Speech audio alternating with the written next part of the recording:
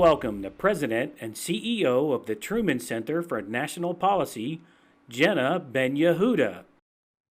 Good morning. I'm Jenna Ben-Yehuda, President and CEO of the Truman Center for National Policy. Welcome to Day 2 of TruCon 2020. We're glad you're back. Before we begin today's session, I want to acknowledge today's major news, that the President and First Lady have tested positive for COVID-19. We wish them and the President's aide, Hope Hicks, a swift and full recovery, and we remain concerned for the health and safety of those who have come into close contact with the infected parties. This pandemic's reach and severity must not be underestimated, and it remains incumbent upon us all to do our part to prevent its spread. With less than 5 weeks to go before the election and a populace riven like never before in our lifetimes, news of the president's infection lands like the Hindenburg. This news widens the prospects of a national security crisis at a moment of already heightened concern. We've already seen the proliferation of conspiracy theories online, and well-meaning Americans across our country are even questioning the veracity of the diagnosis, a testament to the pervasive and exhaustive nature of the disinformation environment with which we're grappling. It's why we chose to make the discussion of disinformation and its impact on our democracy, our election, a centerpiece of this conference. And I look forward to the views and expertise of our panelists who will address this topic in depth later today. It's at times like this, in a year like 2020, that we yearn for something to hold on to, something to look to as a clear example of probity and of clarity. Well, we have that for you now. For the first time, we are giving an award for exceptional moral courage in public service. There are several people we could have chosen, people who put their reputations on the line to take a stand that made them unpopular with people who would have preferred they stayed quiet. Our first recipient is someone from the national security community, a person whose actions demonstrate a deep sense of integrity and a name known to many of you. Here to present the award is Truman Advisory Board member and former Undersecretary of Defense, the Honorable Michelle Flournoy. Michelle, over to you. Hello, everyone. It's great to be with you today, virtually, if not in person. I was truly honored when Truman asked me to present this award. For those of us with a very long memory, or perhaps slightly obscure film watching habits, you might remember a 1985 Ken Burns documentary called The Statue of Liberty. The film, as you can imagine, explored the history of the statue, but it was also interwoven with a broader history of what the statue means to individual Americans. There's a narration by David McCullough, readings by Jeremy Irons and Arthur Miller, and in between, interviews with icons like Ray Charles and Barbara Jordan. There's a short clip also of a pair of young Ukrainian twins sitting with their grandmother. The boys, who are not more than 10 years old, sit on a bench, and their grandmother sits between them. They explain, more like talking over one another as twins often do, that they'd come to America through Italy from Ukraine after a family tragedy. Alexander and Yevgeny Venman didn't say much in the film, but their message was clear. America had welcomed them in their time of need. It's amazing that 3.5 decades later, we're honoring one of those boys tonight for living up to the values that the Statue of Liberty has so long represented to all of us. But as we've come to learn over the past year, Lieutenant Colonel Alexander Vindman's love of this country and the very idea of America is deeply rooted. Alexander's family settled in Brighton Beach, Brooklyn, and after graduating from Roosevelt High, he went to SUNY Binghamton. I've often found immigrants to be some of the most enthusiastic and devoted Americans. To them, America is an idea, a promise, not just a birthright. They know just how fragile democracy and freedom can be, and many of them dedicate themselves to serving America, to fighting for it. They see the contrast to the less free, less open, and less optimistic places that they left behind. And so while at college, Alexander honored that impulse by enrolling in ROTC.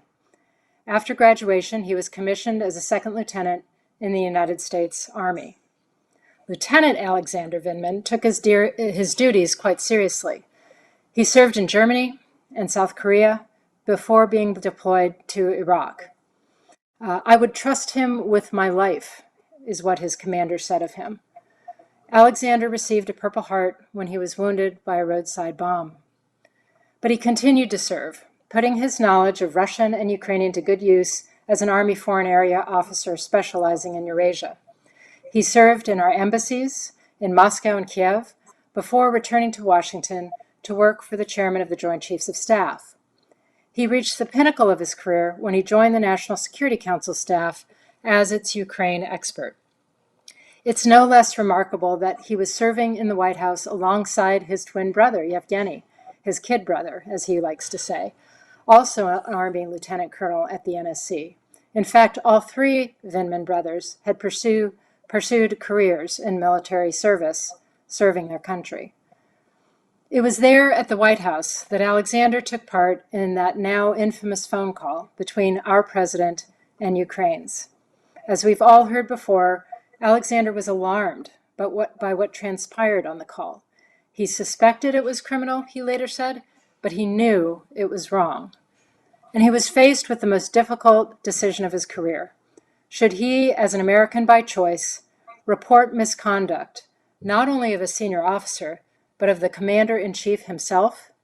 Or should he put his head down, stay quiet, and not rock the boat and jeopardize his career?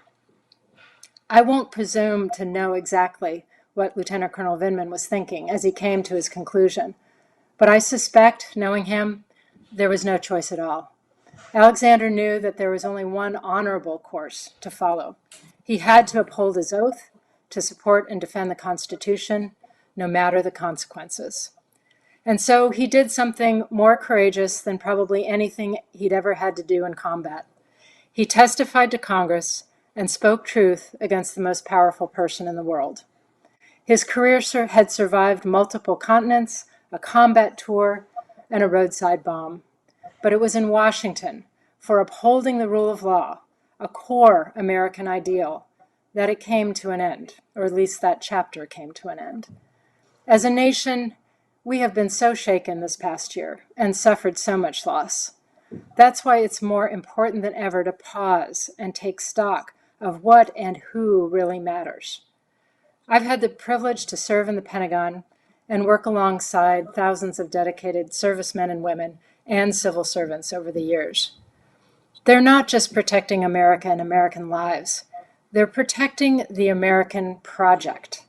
And they're doing so by following the principles that this award recognizes: courage and patriotism, service and honor. And I can say this without a doubt. Lieutenant Colonel Alexander Vindman is exactly who we should want serving in our armed forces and in our government. He is America at its best. His courage, his resilience are a true inspiration. Despite losing his military career, Alexander has kept his faith with America. I did my duty as an American citizen and an Army officer, he said.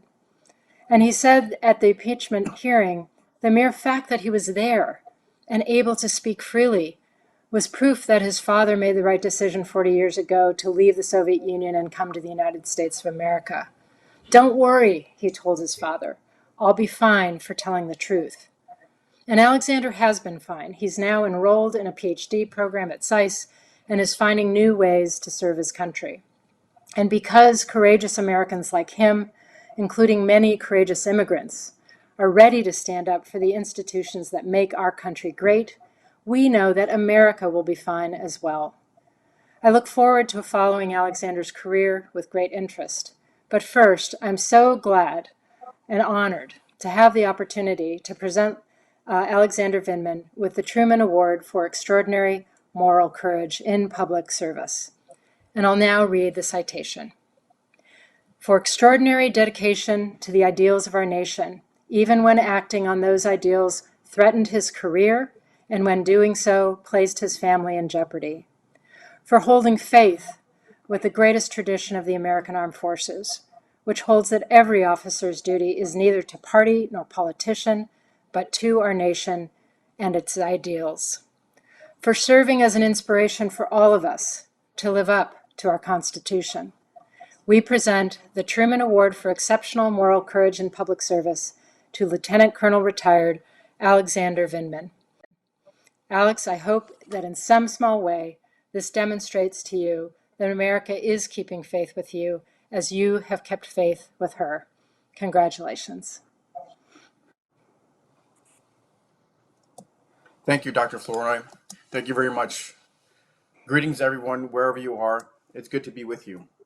Thank you to Truman for this remarkable recognition. Since its establishment, Truman has been dedicated to getting good people into government. There are few better initiatives. I am honored to receive the Truman Award for Exceptional Moral Courage in Public Service, and I am pleased as well to have it presented by the Honorable Dr. Michelle Flournoy, a distinguished public servant for whom I have the greatest deal of respect. During award shows, entertainers and athletes often exclaim in their acceptance speeches that they cannot believe they are receiving an award for doing something they love to do. I know how they feel. On a cold Saturday last December, when the nation was still in the grips of impeachment, my family and I attended 2 holiday parties hosted by dear colleagues. On the way home, my wife marveled about the people she'd met and the great conversations she'd had. I just smiled and replied, "Now do you see why I love my job so much?" Today, perhaps more than ever, some Americans don't understand the appeal of public service or the value of contributing to something larger than one's own personal financial security. But for me, for those involved in Truman, for many of you, public service is the most fulfilling profession we could ever imagine. I've had the privilege to serve in battle alongside soldiers, patriotic Americans willing to place the nation's defense above their own personal safety. I've had the privilege to serve alongside America's most skilled diplomats in far-off embassies and advance America's interests. I've had the privilege to serve in the Pentagon and White House alongside of some of the nation's most capable and most senior national security professionals. And I've had the privilege to stand by my values and convictions and offer testimony before Congress and help protect our democracy and hold accountable abuse of power. What connects me and all of the people I have served with during the course of my career is the common view shared by all of those in public service of every race, gender, political ideology, and background that we all have something in common. A desire to contribute to something bigger than ourselves. During the impeachment hearings, we heard from many lifelong public servants. Each person who testified represented thousands of other public servants, people who quietly serve in the public interest day after day. Most will never have their names uttered in public, let alone recognized for their service. We know well that isn't what motivates them. In these anxious times, when norms are being shattered and institutions gutted, I find it helpful to reflect on the immense good that comes from dedicated service to the public. Working quietly and diligently, public servants remain the guardrail for good governments. We are fortunate that these individuals have remained at their posts, even as many of their institutions have been attacked, undermined, and corrupted by political actors abusing power. That's one reason why too many of our most seasoned and brightest officials have left, either voluntarily or not. That represents a huge loss, not just to those agencies, but to the public. In this time of pandemic, economic turmoil, and civil unrest, the values of those who work in so many ways for the good of the American people is most apparent. It will be the public servants, professionals, and subject matter experts who get the country through this turbulent time and rebuild in the years ahead. For them to succeed, the United States will need values-based leaders who are accountable to those they serve. During my time in the military, I was fortunate to serve under leaders of integrity and compassion. It is natural for dedicated people to disagree, but good leaders inspire people with differing opinions to come together and work towards a common objective. The Army teaches all soldiers the Army values of loyalty, duty, respect, selfless service, honor, integrity, and personal courage. The Army also expects its leaders to obey the law and make on the spot corrections when they see something wrong. That is how I was taught to be a leader in the military. As a young officer, I observed young soldiers go through an evolution after putting on the uniform. It is a testament to the Army values that people from different racial, political, ethnic, economic, and religious backgrounds can adopt and live a set of common values and form a cohesive unit based on them that endures even through the test of combat. In the broader country, we see a similar evolution in immigrants who come here. Although each individual is the pilot of their own destiny, we share a common struggle to improve the world not just for ourselves, but for our neighbors. We are stronger as a woven rope than as an unbound thread. Since the struggle for our nation's independence, it has been a union of purpose that has allowed us to triumph over adversity. For me, believing in that union of purpose has been an essential part of surviving my recent adversity. I went in a short time from being a successful Army officer, a White House staffer, a director on the National Security Council, and a private person who to someone leading newscasts, to someone trending on Twitter, to someone whom everyone, including the most powerful person in the country, had an opinion. The outpouring of support from people all over the globe has buoyed my family and meant more to us than we could ever express. But what I find far more meaningful is being able to look my daughter in the eyes, knowing I spoke up when I witnessed something wrong. In reading the letters, emails, and tweets of support, I have come to understand the elements of my story that resonated most with people was the willingness to do the right thing, even when consequences might make life a lot more difficult. There appears to be in the world today a greater hunger for moral courage and leaders with values than some might suggest. During my testimony, in exchange with one member of Congress, I said that here right matters. Afterwards, when I thought about it, I realized that right matters meant several things. It meant that right matters in America. It meant that right matters in the context of this historic impeachment investigation. And right mattered to me personally, for my values were being challenged. When it comes to values, compromise is a dangerous and slippery slope because once you concede your values, they become harder to reclaim. No one is perfect, but if you are in the habit of doing the right thing in the right way, that becomes an expectation for yourself. Just recently, I received this message from an Army officer. It said, "Sir, on the birthday of the Constitution, I just want to tell you what you did standing up for our principles gave me a ray of light to hang on and continue serving. It remains the only time I've felt hopeful in the past few years. There are many of us who feel that way. We've all begun to speak more to try to halt the small acts of immorality and non-ethical behavior around us. You've given us hope, sir. I know this is a small consolation for your honorable career, but I hope you will take heart from it. Keep up the fight, sir."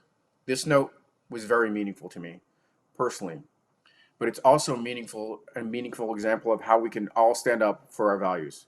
It isn't practical for every person to leave when they're disheartened.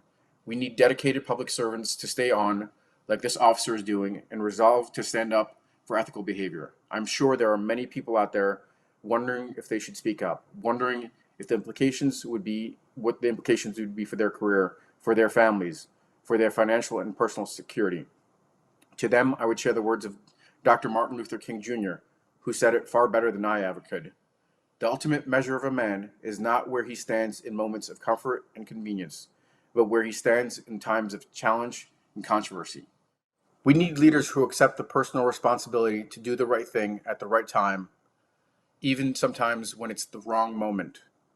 Individuals who recognize that if they want things to change, then they must catalyze that change. These are the leaders we should demand. These are the leaders who will help us turn the page on this dark chapter in the nation's history. When we do, I hope for a public service revival in the spirit of President Kennedy's injunction: ask not what your country can do for you, but what you can do for your country. As we persevere through this crisis, we must shed apathy, defend our institutions, and support our professional public servants and serve the public ourselves. Doing what you can do for your country should not be confused with forfeiture of personal liberty. We as a nation have been the benefactors of countless dedicated Americans that have applied their intellect, effort, and blood, and sometimes their lives, to our common purpose. We must again invigorate the spirit across this nation. In the several months after I left the White House, I took the time to reflect on my actions, their consequences, and my own future. I had countless conversations with peers and senior leaders, each offering their unique and invaluable perspective. I was often counseled to take the less risky, safer road and stay in the military. Eventually, I concluded I had to take charge of my destiny. In making my decision to retire, I decided to put my future in my own hands rather than the unsteady hands of others. Sometimes you might have to disregard the opinion of others to exercise moral courage. Even people who love you, maybe especially the people who love you, will often attempt to dissuade you from doing things because they will worry about the personal price you will pay. Throughout the impeachment hearing, my dad was concerned for my safety and well-being. He has come to recognize that I am not in any real physical danger, but to this day remains concerned about ending a successful military career and starting from scratch. That's okay.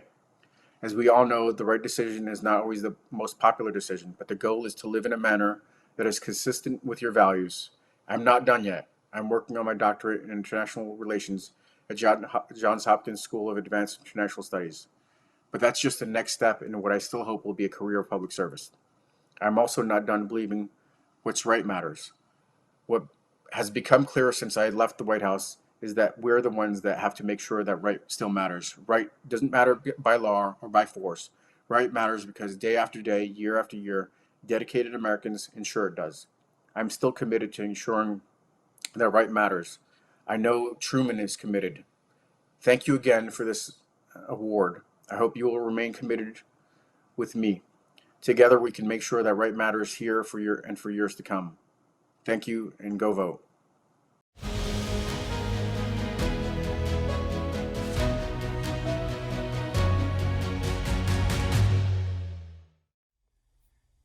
Hello, I'm Stephen Bailey, the chairman of the board of the Truman Center for National Policy.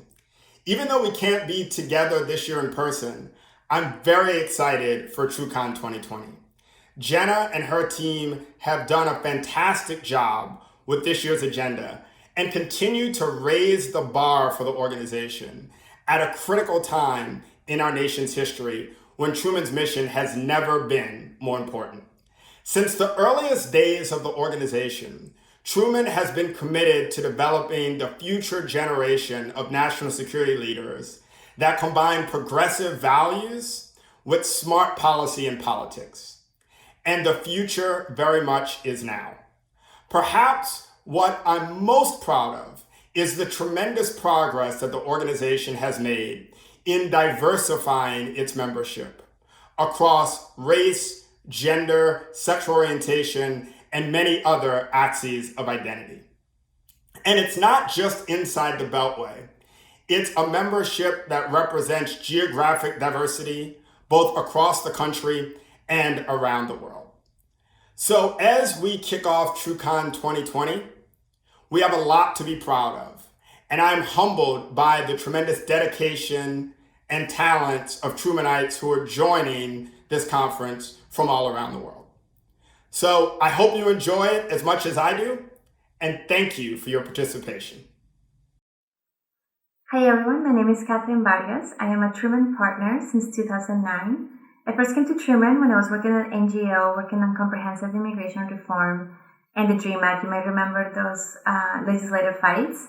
Back then, as it is right now, the message about why we needed to fix the immigration system from a national security perspective made a lot of sense. And basically is that we need a legal system where people can come through and not around, a system that actually works and responds to a dynamic economy, but also that really focuses our law enforcement resources on our national security priorities.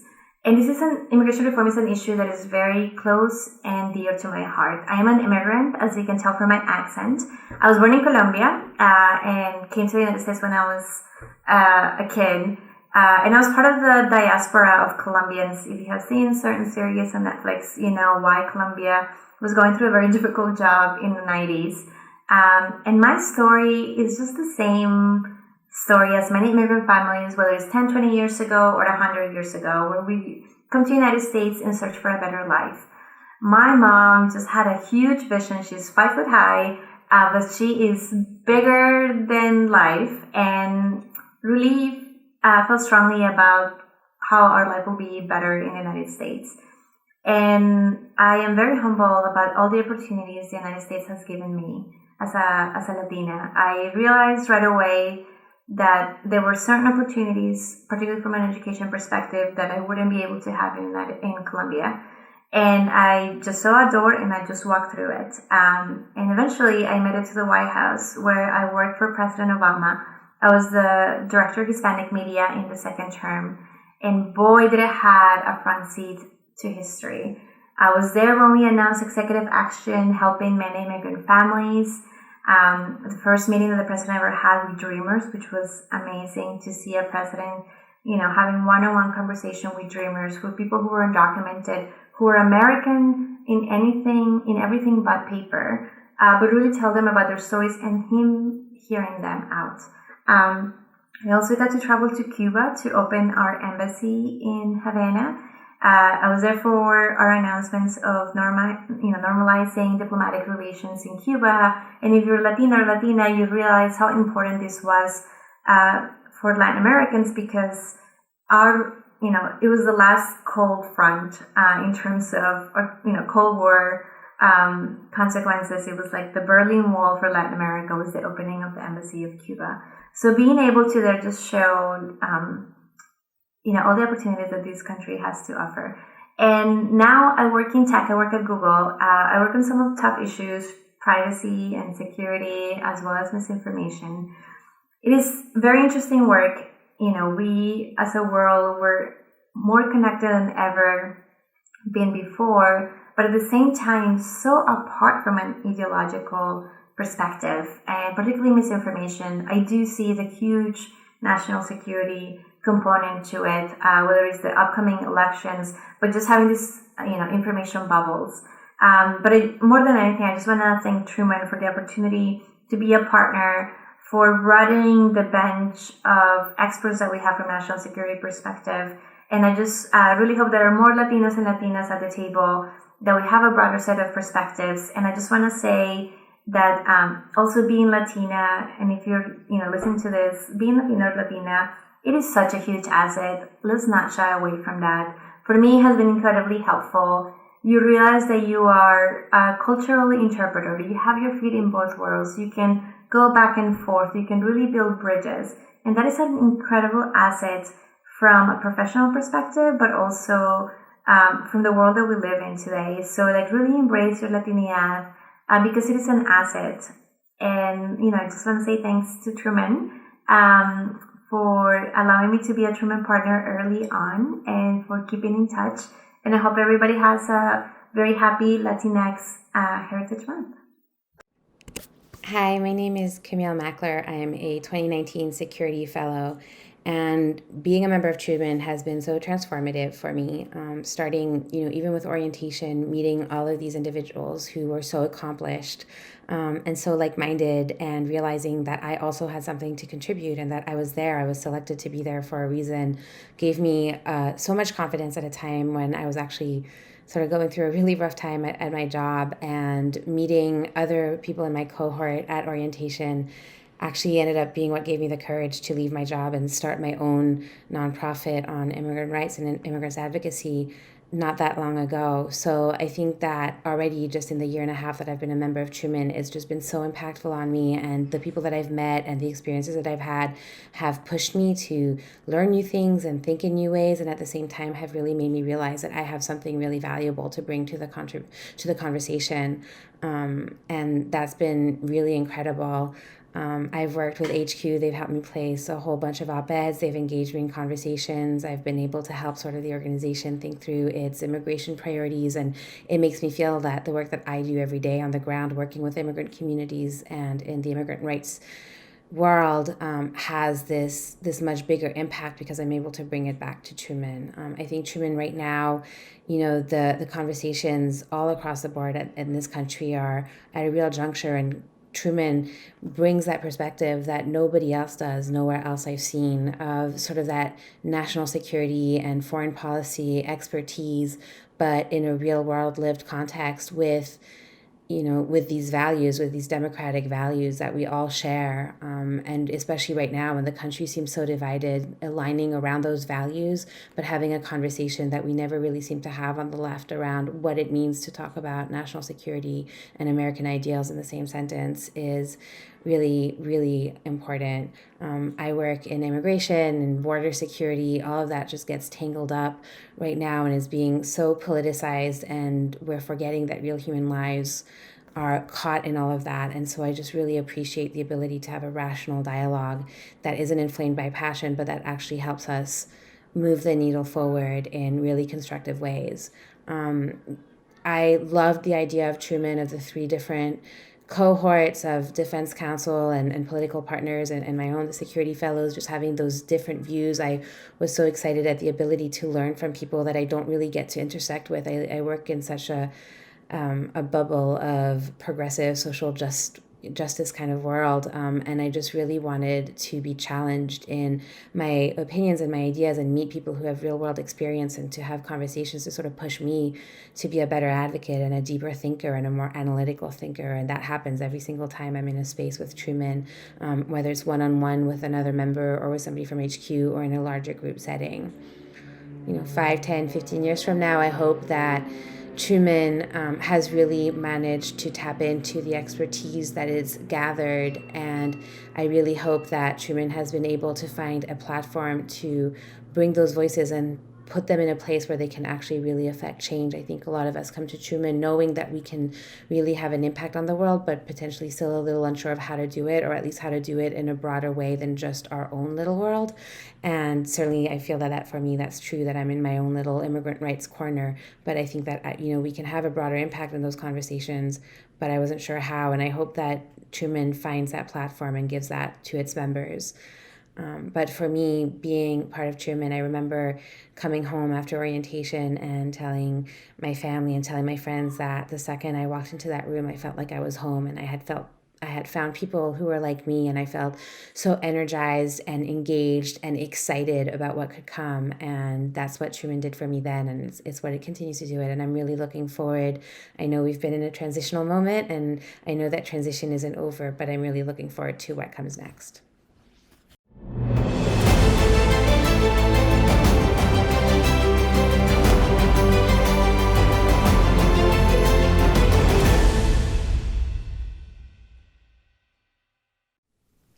History X, the dreams and the lives connect. From revolution to conquest, we stand to correct. Text, thirsty for alternative anthropology. This is the message, the action, truth without apology. I wrote these words almost 20 years ago in my youth, when I felt disenchanted and disconnected from America. Before I had taken the leap to become a policy professional to shape our democratic institutions with my own hands. The truth is, when you are disconnected, you are the most vulnerable to malign influence and disinformation. Just as I witnessed friends and people who look like me in their frustration succumb to efforts to undermine their political will.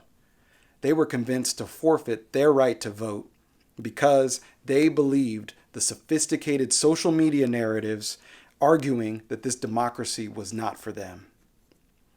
This was the case in 2016 and long before, but technology and social media have exacerbated those malicious attacks on our rights by domestic and foreign state actors. Thus, our discourse on disinformation must stem from the marginalized racial, ethnic, and other communities who were the targets of these attacks. There is only one way to advance an alternative anthropology that is affirming, inclusive, and drives us toward a future of equity and justice. We must give voice to those who have yet to contribute to our shared solutions.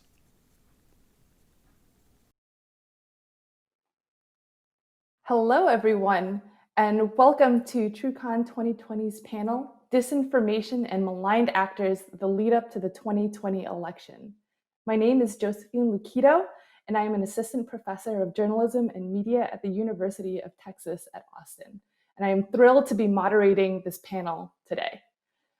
I'm joined by three fellow panelists. Nina Jankowicz from the Disinformation Fellow at the Wilson Center. Cindy Otis, the Vice President of Analytics at the Alethea Group, and Catherine Marr, the Executive Director at the Wikimedia Foundation. Thank you all for joining us. So we're just going to start right off into it with the first question. What can we anticipate disinformation to look like in the lead up to the 2020 election? I'll jump right in. I think we're going to see a lot less of trolls and bots and networks of inauthentic accounts and a lot more information laundering. And in fact, all of the takedowns that we've seen so far that the FBI has tipped off Facebook and Twitter about have been this sort of information laundering operation where a malign narrative is laundered into our information space through more trusted vectors, whether that is a website that looks like it is supposed to be a partisan or a local news website, whether it's making its way in through the halls of Congress, as we've seen in some cases, or whether it's being laundered through authentic American voices in things like Facebook groups. I think, the way that I think about this issue at the moment is we're in a very unprecedented sort of situation where the broader context is that we're having a presidential election during a global pandemic, also at a time in the United States where there's national unrest over police violence. And there are a lot of sort of hot button issues that are occurring on a daily basis. The newest news, of course, is that the president has tested positive for coronavirus and members of his staff as well. And all of these sort of create this situation where disinformation actors, so those who are using false information as a weapon of sorts or a tool and a tactic for their various reasons, these are the kinds of chaotic situations where they can slip in and either amplify narratives or sow narratives. And so, as an investigator, somebody who spends their day and nights, frankly, these days, investigating the kinds of narratives that are circulating, there's a lot of domestically generated misinformation about all of these topics. And so for a disinformation actor, there are all sorts of opportunities to seize on these kinds of narratives and simply amplify them because they're already being generated domestically by Americans themselves. I think Cindy said exactly where I was going to go on this. It really is, I think this round around the issue is going to be misinformation that is perpetuated by disinformation actors. And I think what we are really looking to is certainly the narratives have changed over the course of the last few weeks from questioning the integrity of our mailings, vote by mail systems into questions around the way that ballots are going to be received, whether there's legitimacy to these ballots. There's going to continue to be an effort, of course, on suppressing the vote through questioning this integrity. But really what I'm looking at is the period after the election as well. So that 24, 48 hours in which the information advantage is going to go to those who call the shots or sort of try to establish facts on the ground relative to what their upper hand is and who has won. So I think that that's really the period that we're looking to. There's going to be a lot of misinformation potentially due to the way that our electoral systems work within the body public. And then that creates an opportunity for disinformation activities. Awesome. Can we just quickly clarify what the difference between misinformation and disinformation is? If anyone wants to take that question. I have a very layperson's analysis, so I look to our academic experts here who do this as a professional research topic. Sure. So disinformation is the use of false or misleading information with malign intent. Misinformation is the same thing without the malign intent. So that's, your crazy aunt or uncle who loves conspiracy theories and shares them at the Thanksgiving dinner table. That's misinformation. They're misinformed. They're not necessarily doing that with malign intent. But I do think I would definitely underscore what Catherine and Cindy have said, that disinformation doesn't have to come from outside of our borders. In fact, what we're seeing in 2020 is so much disinformation being amplified and created by hyperpartisan political actors and fringe media outlets, and frankly, amplified by political figures as well. So it's not necessarily something that has to do with a border or who the malign actor is. In fact, it's actor agnostic. Totally. And as Catherine had mentioned, disinformation can become misinformation and vice versa. Cindy, you were saying? Oh, I was just going to say that, in terms of narratives that that I'm seeing ahead of the election, a lot of it is focused on exactly as Catherine said. So just would echo what she said about voting related information. So misinformation spread by individuals who just don't understand how the process works, but then individuals who are intentionally being misleading about the actual process of voting, and that sort of thing, or whether, we've been looking at messages that people have been getting from individual actors claiming that a person isn't registered to vote when they are. Those kinds of narratives that different individuals will intentionally spread to discourage people from actually showing up to vote or maybe casting their ballot at all, whether through the absentee process or in person. And then the post-election, again, exactly as Catherine said, what we're concerned about is the amount of false information that will swirl with claims of potentially fake votes being fake ballots being found, or personal stories of people claiming to have first person information about seeing something maybe happen at a polling station. These kinds of personal stories that are extremely hard to vet and verify for folks like us who try to hunt this stuff every day. It's this sort of, what we're anticipating is a lot of claims that will come out on election day and afterwards about, well, I saw this particular shady thing happening at a polling station, that builds the larger lack of trust in ultimately the election results.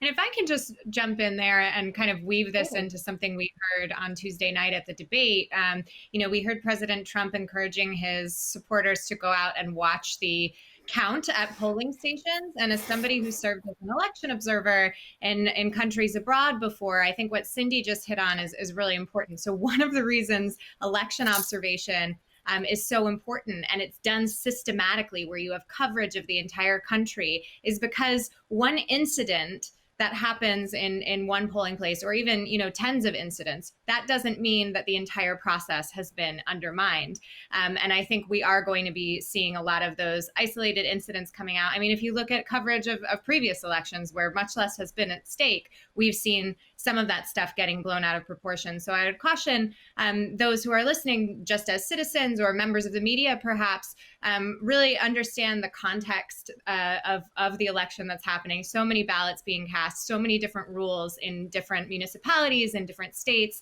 And really, when we're looking at the actual voting process, we need to be looking at it holistically and not just with these isolated incidents. And frankly, do our best not to amplify those isolated incidents that are hard to confirm and don't necessarily reflect the entire picture. That's a really great point. And we've already seen a small trickle of some of these types of stories related to improper ballots or quote unquote ballot harvesting and other such terms like that. So I suspect we'll see a lot more of that, especially as we get much closer to the election. I think also playing on, some of these narratives have existed for a long time at this point. There was a particular fake website that was created in 2016 by an individual who wrote straight up, it was an American individual who wrote up straight up fake stories, completely made up out of his head. There wasn't a grain of truth in them. And they claimed, that there had been this warehouse that was discovered. It was full of fake ballots marked to vote for Hillary Clinton. The website was taken down in short order because of an investigation that uncovered this individual. But that story, which is again 100% false, is still being brought up by certain elements of American groups as evidence that this has happened before. And so seeing how these narratives have been ongoing for quite some time, and they've been built upon and used as evidence to continue making the claims today, has been really fascinating and, of course, very troubling as well. And relatedly, I want to kind of turn back to a comment Nina was mentioning about domestic and international or foreign actors. And I think this is really important to think about the fact that disinformation and misinformation is spread both by foreign actors and by domestic actors and groups. Are there differences between the way these two types of actors or groups operate? Do we see some similarities between them? Well, I've been saying recently that the disinformation playbook has been democratized. You don't really need to, be sitting in a Russian security services building and have a background in covert operations to do any of this stuff. All you need is a social media account. Sometimes you need a credit card, and you need a basic understanding of how social media traffics in emotion and segments people by vulnerability. And I think Russia's gotten very good at that. But I also want to underline the fact that, Russia's approach is more like throwing spaghetti at the wall than it is this kind of master plan. They have the resources, both human and monetary, to just keep throwing that spaghetti until they see what sticks. And frankly, social media allows them to run that sort of A/B testing on a constant basis. So if you think back to 2016 and the disclosures about Russian ads that were bought, there was this narrative in the media at the time that some of these didn't do very well. That's because the organic content actually did very well. And what the ads allowed them to do was kind of test their messaging. And the most successful content there was the organic content. So the thing that I think is really important to know is that most disinformation is trafficking in emotion. It's not something that's going to be a cut and dry fake. It's not just a silly Photoshop. It's going to, really needle in to those very visceral emotions. That's why we've seen so much disinformation during coronavirus, because we're all in this uncertain, fearful situation. So everyone's quite vulnerable right now. And the most engaging content online is often the most enraging content. So if you feel yourself getting really emotional, the best thing you can do is take a step back and not share that content, to practice some informational distancing, right? But I think there's actually way more in common than there is things that differentiate the domestic from foreign actors. Of course, the goals are different, and the goals are different among foreign actors as well. With Russia, the idea is to denigrate democracy and pit Americans against one another, keep us occupied at home, so we're ignoring what the Kremlin is doing abroad. With China, I think the goal is a little bit different. It's more traditional propaganda, painting the CCP in a positive light, denigrating Western actions, American actions, but not necessarily that chaos goal. And then domestic political actors obviously usually have themselves in mind and have a very self-serving interest. But I would definitely be curious to hear what Cindy and Catherine have to say from what they're seeing in the spaces that they monitor. One of the things that I think is really interesting is how much of a transition has occurred from 2016 to 2020 relative to the conversation around fake news versus disinformation. In 2016, I think there was a lot more of an emphasis on what Cindy just described in terms of false news sites that were meant to replicate the look and feel of credible information sources. But to Nina's point, which she just underscored, and I'm sure Cindy knows this too, of course, is that really what we're seeing is that traction on social is far more problematic than the sort of ersatz news information. And so that's really where you're going to be looking to, is this much more organic content. And the challenge that we see relative to the news media, and I know we're going to talk about that in a little bit, is how much the media now relies on social to be its own driver of stories. And so you see really sort of laundering of misinformation that happens through genuine, potentially not malicious intent with regards to sort of the more mainstream press, as people pick up things like Twitter posts and the like, and talk about what's surfacing in terms of overall narratives. Now, ideally, in a tight editorial environment, you're not going to see that at national publications, but certainly on election day, when people are chasing stories relative to a local news interest, there's a lot less oversight in that really more grassroots or sort of local news environment. And so I think that that's some of the risks that we see is the laundering of narratives into sort of legitimacy. And unfortunately, as we know through research around fact checking and corrections, it's really who gets that out there first. It's not the follow-up that resets the narrative for folks. And so the moment you hear something is going wrong at your local polling station or there's unrest in the center of your city, that's the piece of information that's going to stick with you, not the follow-up and the correction. Yeah, I completely concur that websites this time around aren't sort of as getting as much engagement as social media posts. When we look at different networks of individual threat actors pushing out content, it is primarily through social media posts, and it's because it's pretty. I mean, I don't want to say easy, but it's sort of easy-ish to sort of blend It's easy. in the chaos, right? I mean, there's not good content moderation or oversight on a lot of these platforms. You're totally right. It's easy. Absolutely. And Sorry, it's I didn't mean very to cut easy you to off. create profiles. No. I'm glad to hear you say the same. I mean, to Nina's point earlier, it's cheap. It's cheap to create a fake social media account. You don't need much. Maybe a burner phone in most, in some cases, maybe not even that. Maybe just a quick Gmail you popped up with. And there's no sort of consequences for doing so. So if your sort of half-baked social media account gets knocked offline, well, I mean, you've got 200 others, and depending on the threat actor using them. So, and it's very easy to blend in, not cause too much of a ruckus by simply amplifying what is, again, already being generated by Americans themselves who have a better handle on, the English language, sort of cultural nuances, and that sort of thing, and just sort of sit there and retweet or share and use the hashtags that are already trending. Absolutely. And as Catherine had alluded to, there is this linkage between social media and news media, right? And so some of my own research has found that the Russian IRA accounts that were quoted in news media, they were quoted for sharing opinions, not necessarily factual information, but some sort of example of vox populi. This is how Americans, conservatives, or liberals are feeling right now.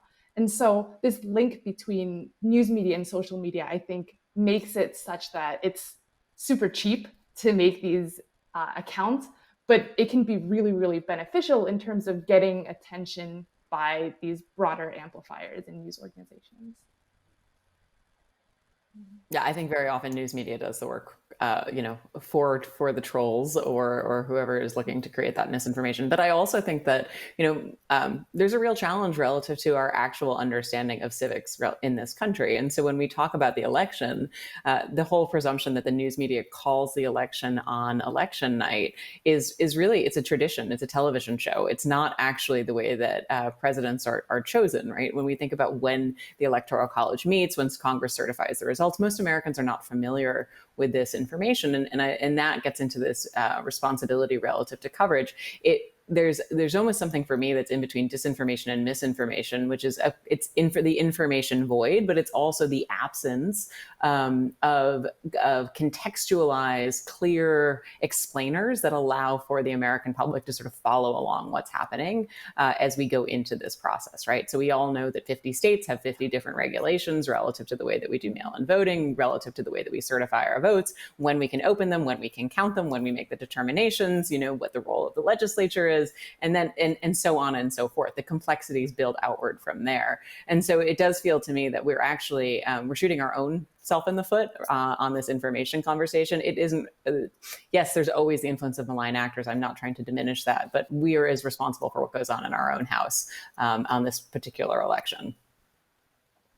That's such a great totally point. Agree with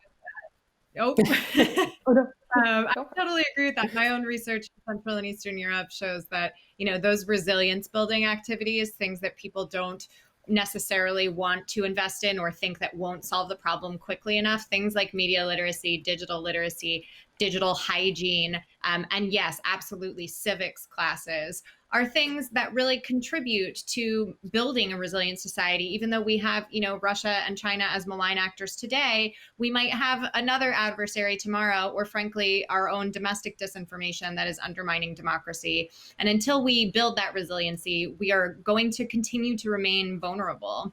But there does need to be some resiliency in the media as well. I've been pretty frustrated over the past couple of months with certain things that are getting written up in very reputable news sources that frankly should not even get a drop in the bucket. We're doing the amplification, the work of the trolls for them.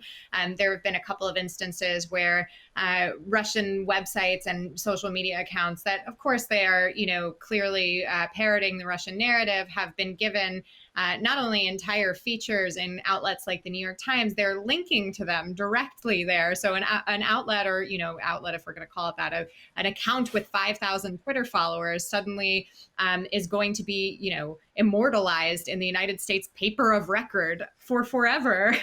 We should really think about that oxygen of amplification and whether or not it is worth creating that feature, writing about it, or whether it's better to just write about the types of tools and tactics that people should be on the lookout for. No, it's not as sexy of a headline as, Russian health misinformation. But what is going to be better in the long run in terms of, isolating those actors, number one, but also educating the public about the types of things that they need to be on the lookout for, that manipulation, whether it's coming from a foreign source or domestic. I keep thinking of the recent example we had a couple of weeks ago, and it may have been longer than that, but time is sort of blending together this year, about the story that appeared in a Russian news outlet about claiming that Michigan's voter files had been hacked by the Russians, and it set off this day-long sort of firestorm of, even among people who consider themselves, political experts, election experts, and things like that, spreading this claim that these files had been hacked, when a simple Google search, literally a simple Google search would have shown that this information is publicly available, and that's how voter files are held in Michigan, and I think our tendency is to, when we talk about arming the public with the information about the election process and all of that, we often sort of look to underfunded voter protection nonprofits to do that work, when really, as being underfunded as they are, one would expect, they're trying, right?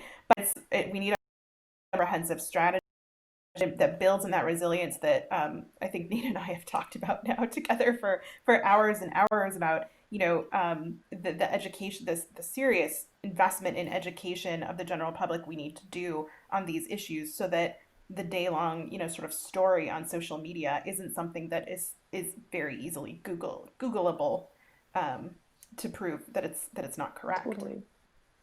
Yeah, and I think it goes back to Catherine's point about these information voids, right? These spaces and places where the information hasn't come out yet clear in a cohesive way.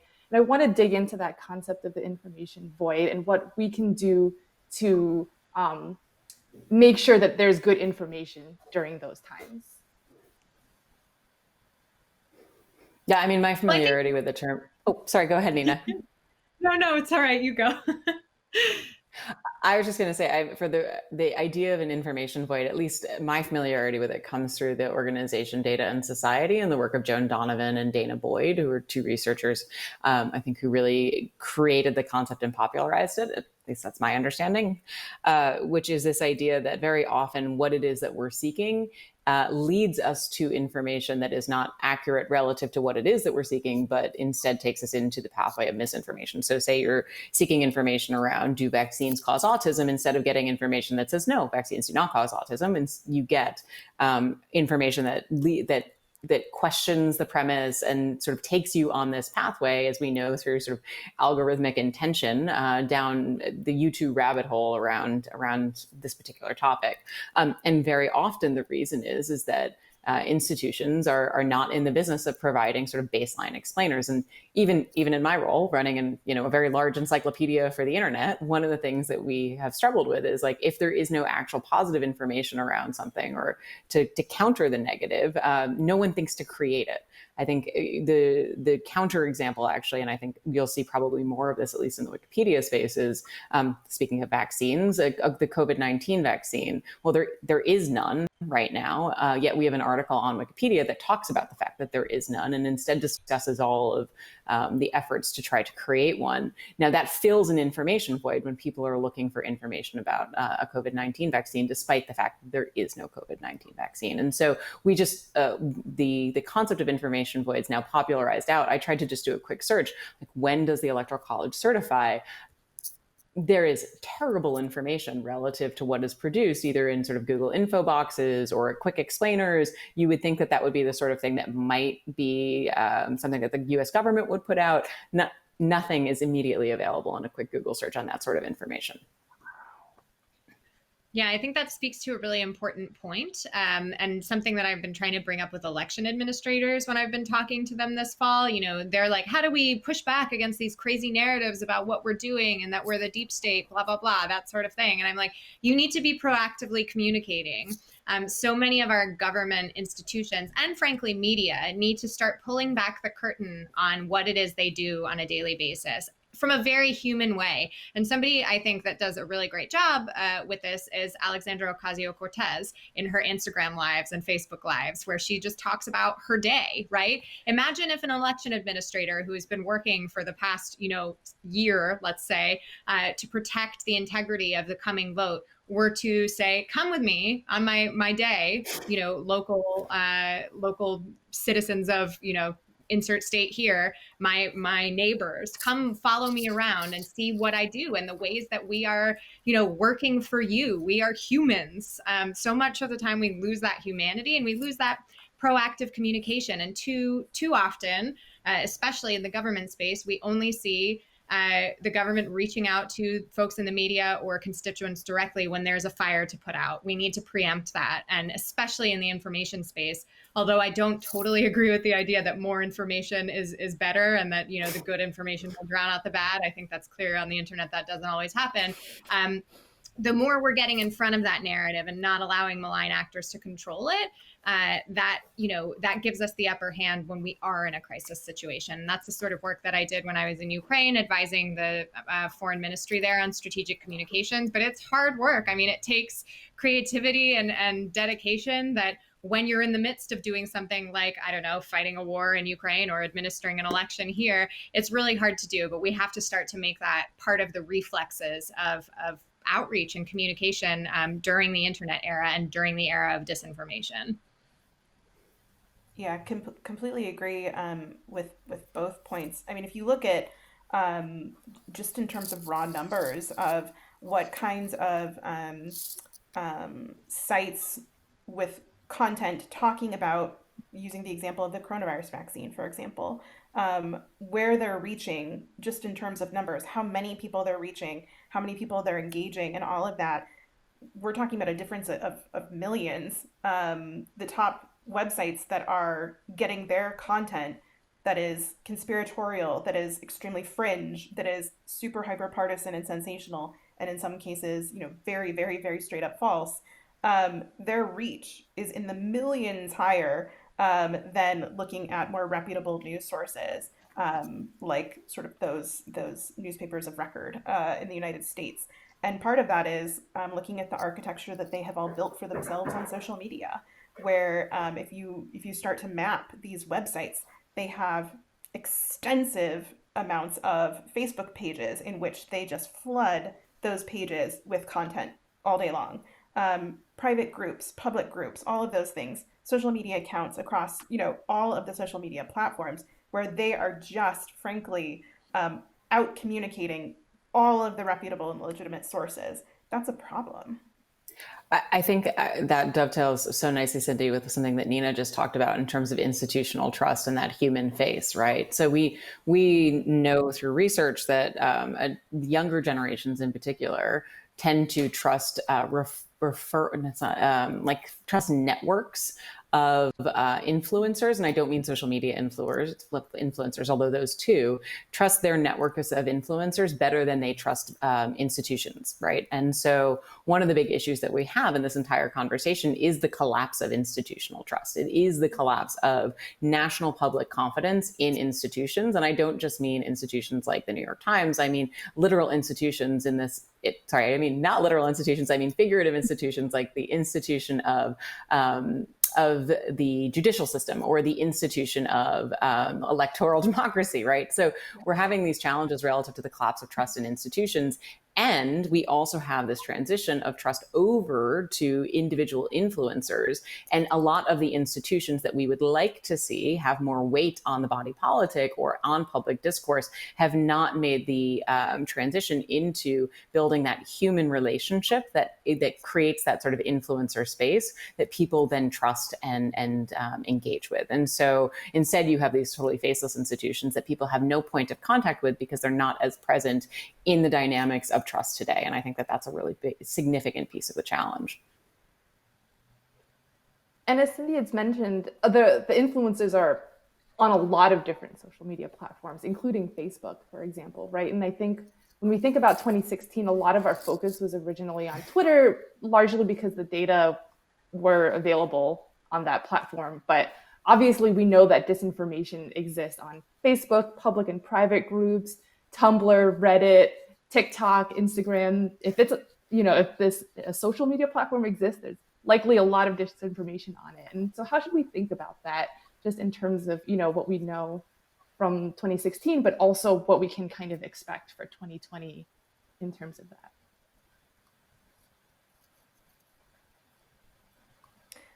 that?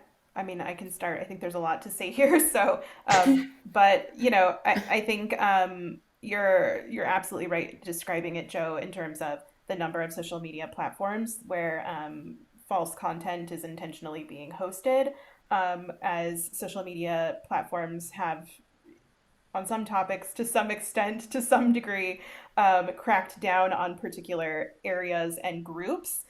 People have sort of fled in some cases to these more fringe platforms that are sort of billed as free speech platforms. And what a ready menu of targets for nefarious actors looking to use false information. You've got the mainstream social media platforms like Facebook that have increasingly moved in their quote unquote pivot to privacy, which Nina and I have written about together previously, into these very sort of thematic kinds of groups where you can find your cohort, your community of people who believe exactly A, B, and C like you do. That creates this sort of menu of options, and the social media platforms are, doing varying levels of clamping down on the kinds of content that are being spread in those kinds of very specific groups. But then you also have these other platforms where, again, that promote themselves as free speech, where nothing is being done. And so for a threat actor using false information as a weapon, those are both great options for you, right? They're both sort of excellent targets. Yeah, I think one of the big conversations that needs to be had with regards to disinfo is we can't just play whack-a-troll. And the social media platforms have to recognize that the very infrastructure that they've created and the monetization of our data, the monetization of our eyeballs and engagement benefits bad actors. And it goes back to what I was saying before about engaging content being enraging content or emotional content. Throughout the summer, since Cindy and I wrote that piece for Wired about Facebook groups and how they gave it the headline, "They are destroying America," which is maybe a little farther than I would have gone, but it's not that far from the truth. We've seen over and over so many leaks. In May, there was one from the Wall Street Journal about a study that Facebook did that showed how groups were radicalizing people. Then we've seen over and over all of these leaks that are showing they know that frankly, the way that the engagement runs on the platform, the fact that this emotional content is what drives their profit, they're ignoring it. they're ignoring it and benefiting from it, and not just benefiting from, $100,000 worth of Russian ads, but the content that is constantly in the top 10, the most overperforming, most engaging content on Facebook is, again, that stuff that's highly, highly emotional. And I'm picking on Facebook right now because we do have slightly more data than some of the other platforms. It is also the most ubiquitous platform here in the United States, so I think it is fair to pick on them. But we need to get to the bottom of this infrastructure problem and the monetization problem. Shiva Vaidyanathan from UVA often says the problem with Facebook is Facebook, and that can go for all of social media. The way that the platform works, the fact that their economic interests are directly tied into engagement, and then that runs on this emotional content, often false and misleading information, it's a huge problem. And that's where we need, regulatory action to step in to make sure that there is more transparency for consumers so they understand the information environment they're operating, why they're being targeted, why they're being targeted the way they are for certain things. But we also need oversight so that, when Facebook says we have this ad library and look at all the things that we're complying with, even though the Honest Ads Act hasn't been passed yet, that there's somebody saying, yes, you actually are doing all the things that you say you are. None of this content is slipping through the cracks. You're not treating certain content different than others just because there are powerful people that are attached to that content. We don't have any of that right now.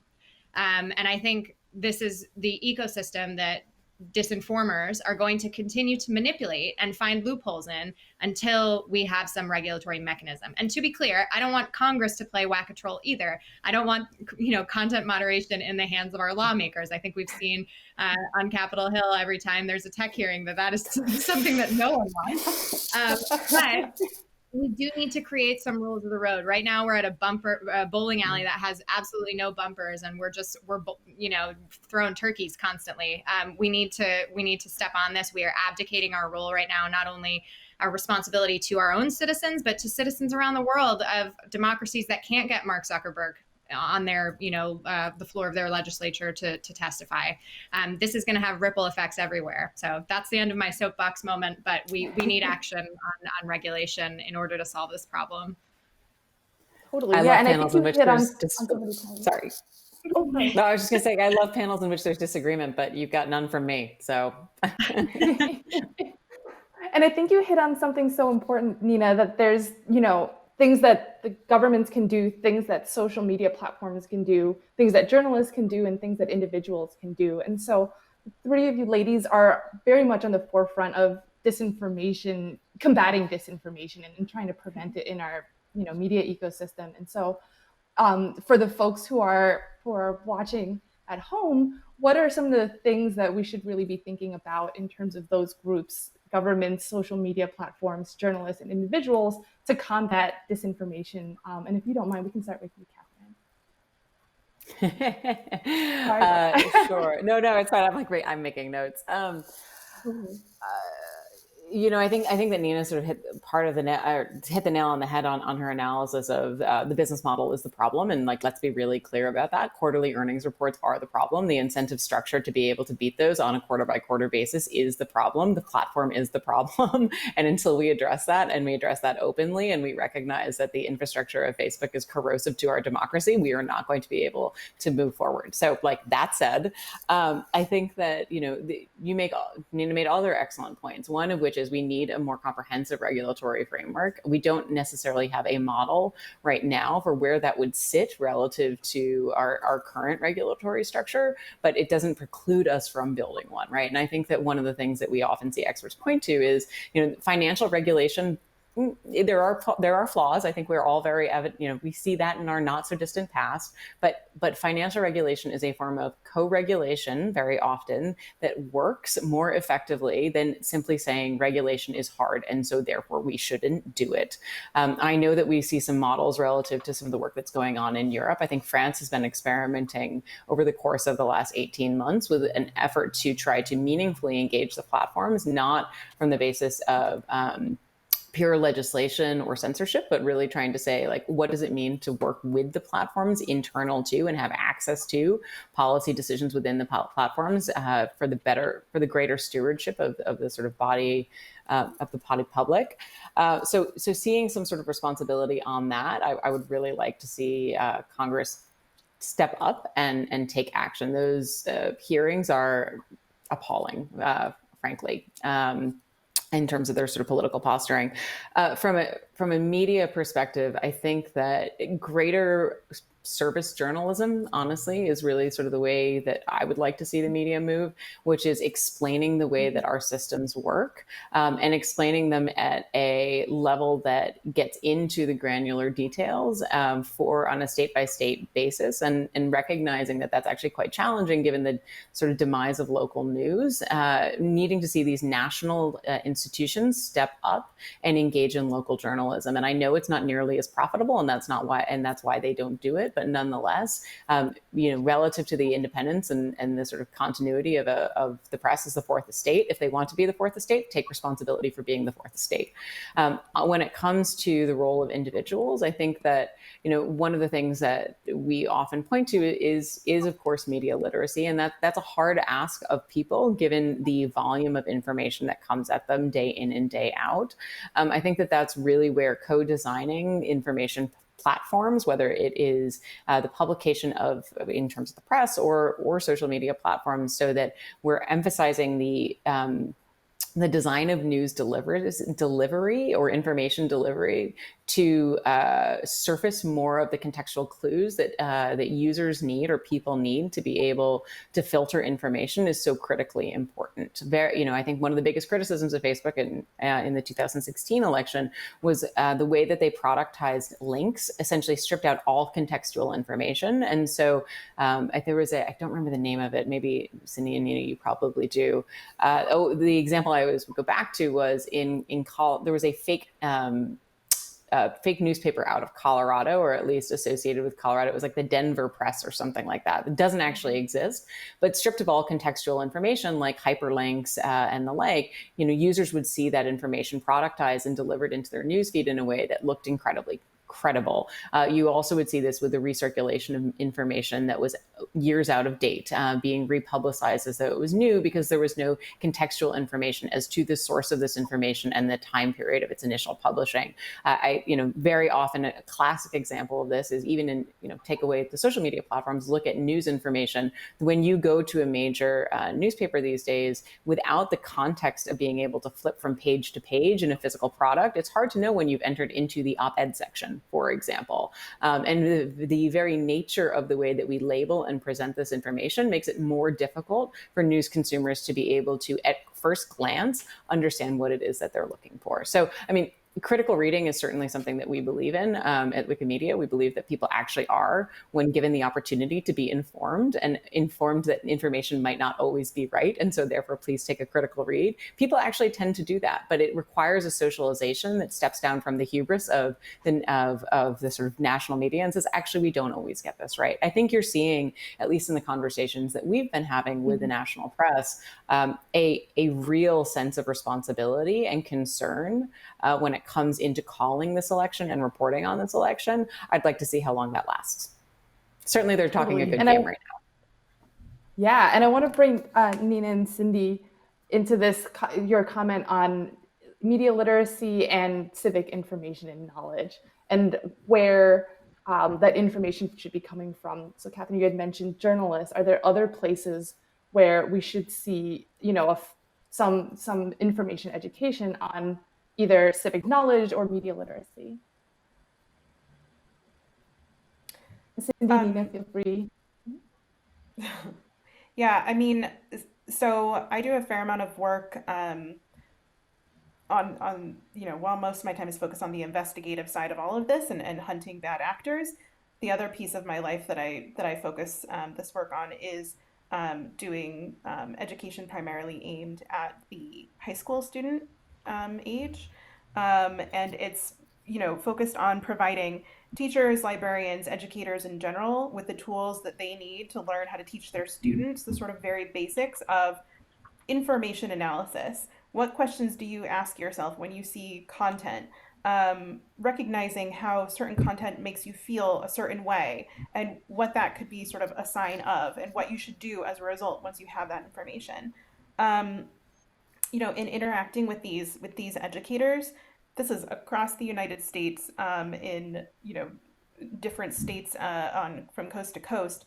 They say that they don't have the tools. They reach out, to have speakers and things like that. They might have some technology that they have access to through their school to teach things like digital media literacy, but they mostly say that they don't have the information that they need to be able to teach their classrooms, right? The kinds of basic tools and tactics to employ when they're confronting information.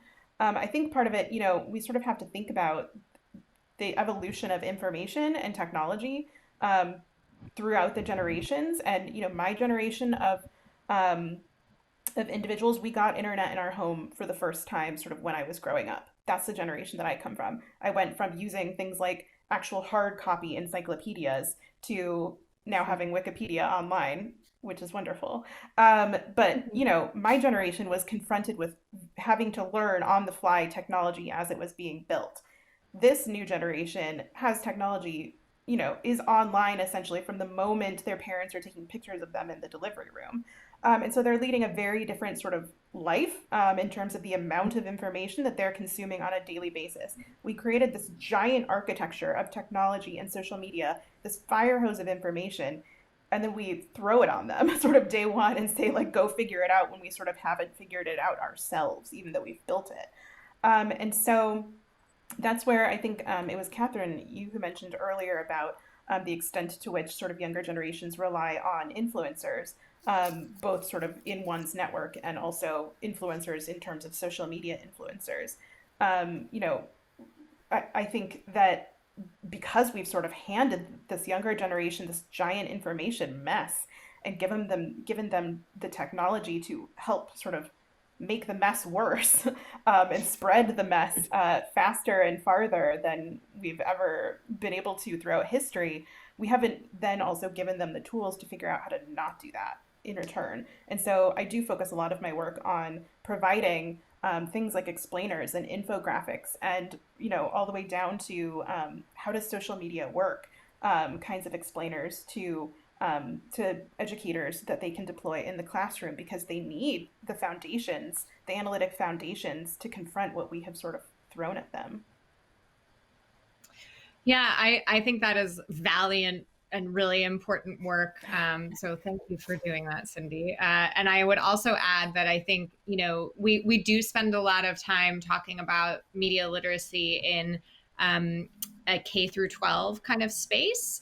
But I think it's also really important to figure out the ways that we can reach voting age adults. And Cindy touched on libraries. I am super bullish on libraries. I don't know if we have any librarians in the audience, but if you look, they are incredibly trusted in society, in American society. Can you think of an institution that's trusted anymore? Because I'm not sure I can.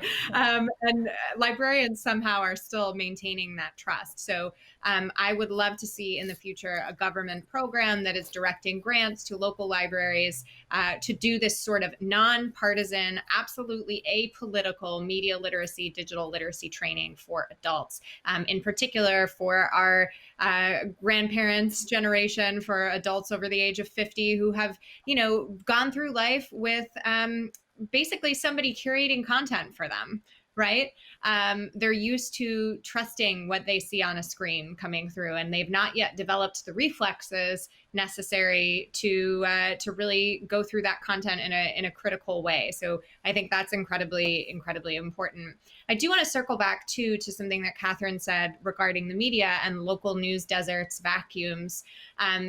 This is another hobby horse of mine, but the United States only spends $3 per person per year on public media in this country. And NPR and PBS are often the only local stations that are covering the news from a local perspective in these news deserts, in America's heartland, in the South, and in other rural areas. And I just think it is absolutely despicable that we would spend so little on the well-informed public. And frankly, as somebody who does a lot of commentary, and this isn't to ding any of our colleagues in the for-profit media, but the type of interview that I get to do when I go on PBS or NPR versus a cable news network, it's night and day. I mean, it's a soundbite versus a nuanced conversation. And the more that we can be returning America to that nuance, I think the better off we would be. Now, I know there are going to always be people who have problems with, a huge investment in the media. But even if we ticked that up by a couple of cents per person per year, we'd be in a much better state. And still, as I'm sure everyone who is watching today knows, even with that investment, the $3 per person per year that we spend, most of our NPR and PBS affiliates are supported by donations still to this day.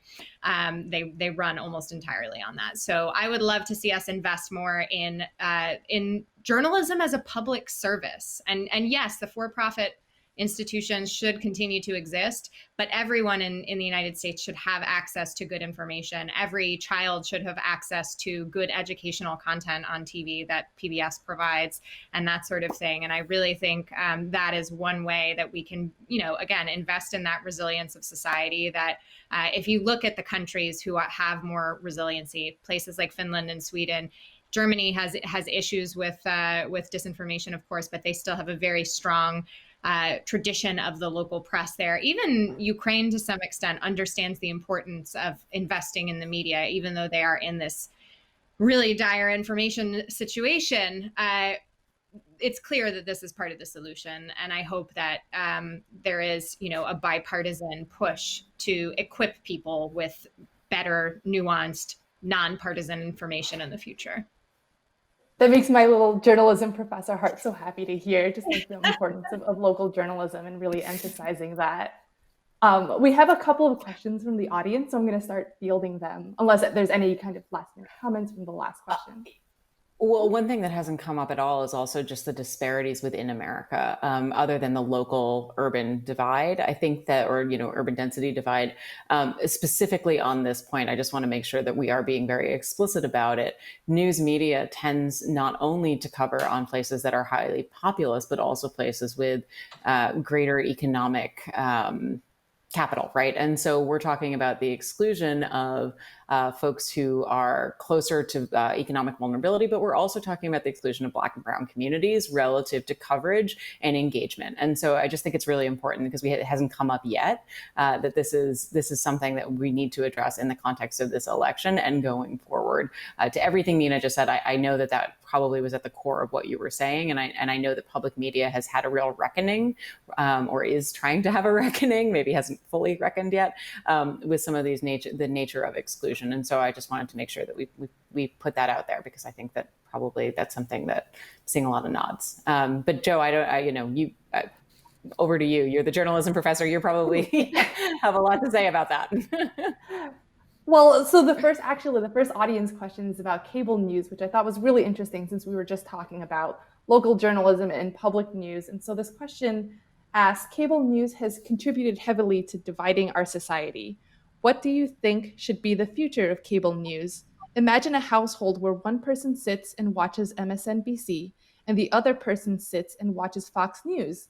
They get completely different approaches to the news of the day. Whew. That's a hard one. So it made me think of during the Helsinki summit between Putin and Trump in 2018. I was on a cruise in Alaska. Really terrible timing on my part, but especially as a Russia person. But on the cruise, the only media that were available were MSNBC and Fox, I guess because they had paid to beam themselves onto the cruise ship. And absolutely, it was like watching two different, absolutely different, versions of reality. I don't know that in the United States there is an appetite to go back to kind of the fairness doctrine that used to exist for TV news. I do not think we will ever go toward having Ofcom, the Office for Communications that they do in the UK, where there's actual consequences when you're reporting something that is wildly different from the truth in a systemic way.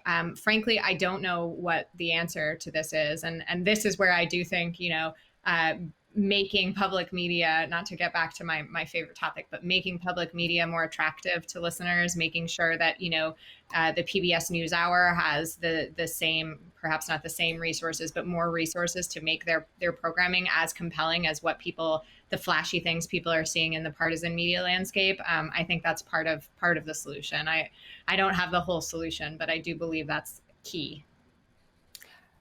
I think, advocating for an omnivorous diet relative to your news media is really important. The idea that you would listen to MSNBC and CNN and PBS and Fox News, I know that's probably not reasonable for most people, but at least more than one source tends to create a better and more informed individual if you're actually grazing rather than sort of just eating at one location. But what I would actually also say is I think that there's, to Nina's point, the funding mechanisms really matter. And there have been campaigns over the past few years to essentially, whether you like it or not, or whether you support it or not, deplatform some of the more controversial Fox News hosts by defunding their commercial budgets.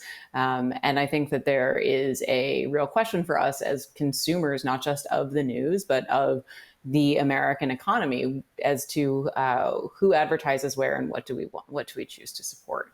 Because some of this more outrageous sort of divisive narratives that come through, that's not coming through on CNN. And I've sort of got my criticisms of MSNBC at times, but thinking really around what it is who supports what relative to enabling some of the, again, more divisive and hateful rhetoric to occur on our television stations. Really, it comes down to economic incentives. And so what is our power as individual consumers, not just, as citizens and consumers, to be able to address this?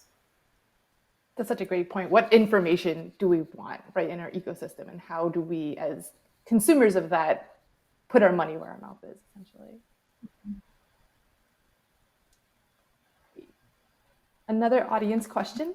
How do we talk to our right-wing family members about disinformation and conspiracy theories? So much of these theories are self-sealing. When someone tries to disprove them or say they're wrong, it just becomes evidence of a bigger conspiracy theory. So how do we talk about this when truth has no meaning anymore? And I think this ties really nicely with just our previous conversation about just watching MSNBC or just watching Fox News. There are, that perception of the echo chamber. You're only going to see information that aligns with one perspective. And so I think in some ways, conspiracy theories are related to that.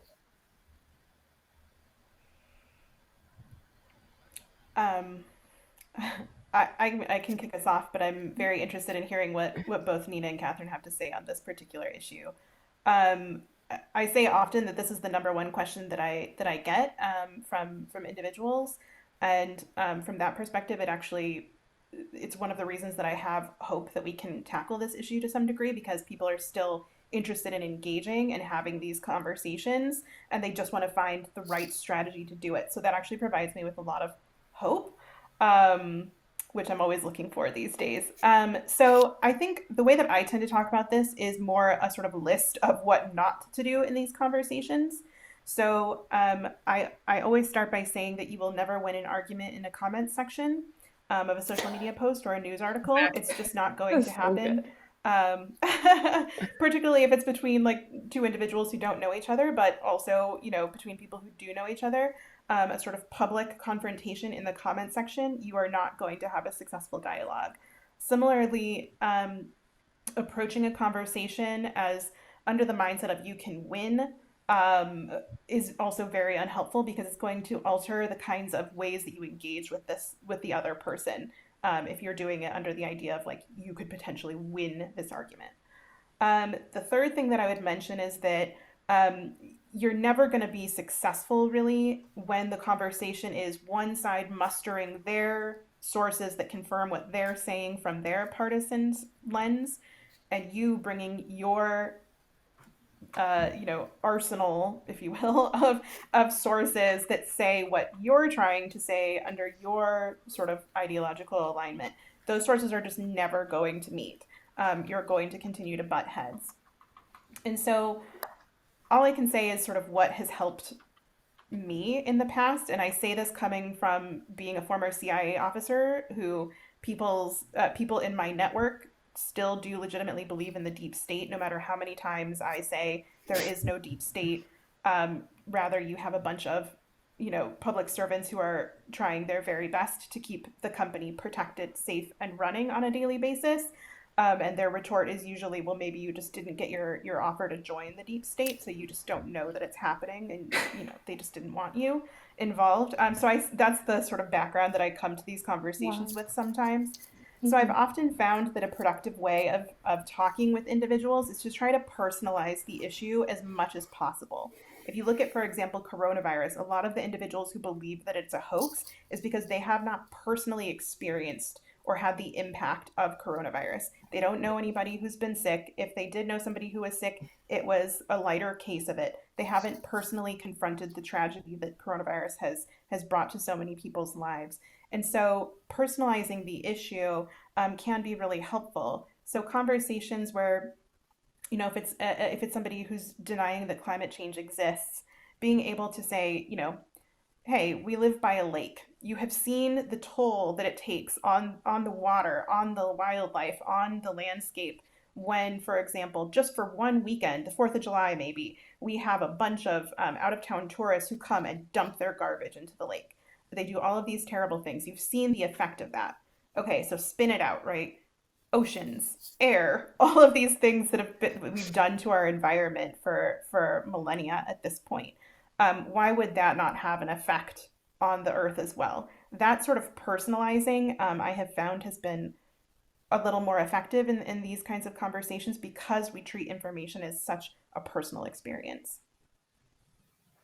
That's a really great piece of advice. Nina, did you have any recommendations? Yeah, I would agree with everything that Cindy's saying, and I apologize. It's garbage day in my neighborhood, so it might be a bit noisy at the moment. But I would say the only thing I would add, definitely take things out of public. Message people privately if you can manage doing that.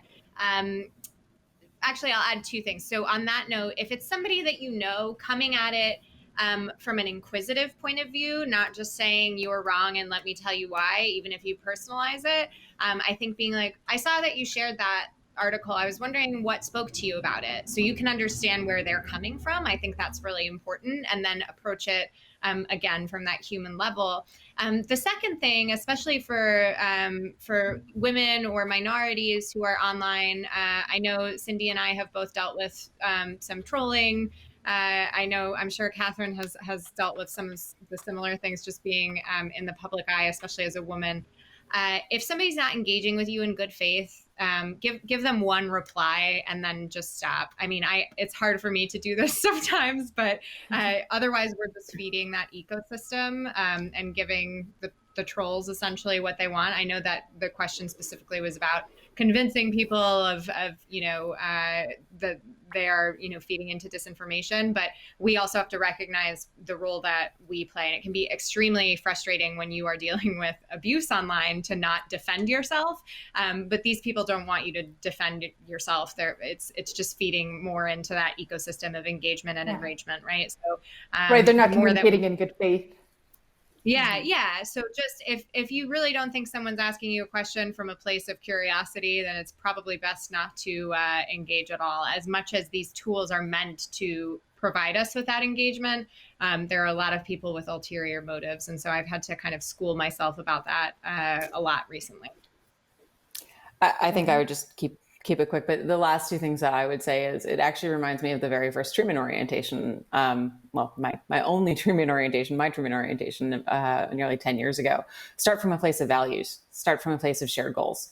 What is it that you're both trying to achieve together? Do you both believe in the ability of your communities to be secure and safe? Okay, let's start from there and understand what that means for each of us relative to our own context, and start to open up a conversation from that. I mean, one thing that Wikipedia is really fascinating for is actually our articles are better the more diversity of opinion you have. And so the best possible, highest quality articles are the ones that engage people across a variety of different perspectives, often hotly contested perspectives, but because they have a shared goal, which is to publish information on the website and make it stick, it forces them to negotiate to a point of agreement. And so it might be that you agree on very little, but that point of agreement is the beginning of building something much larger.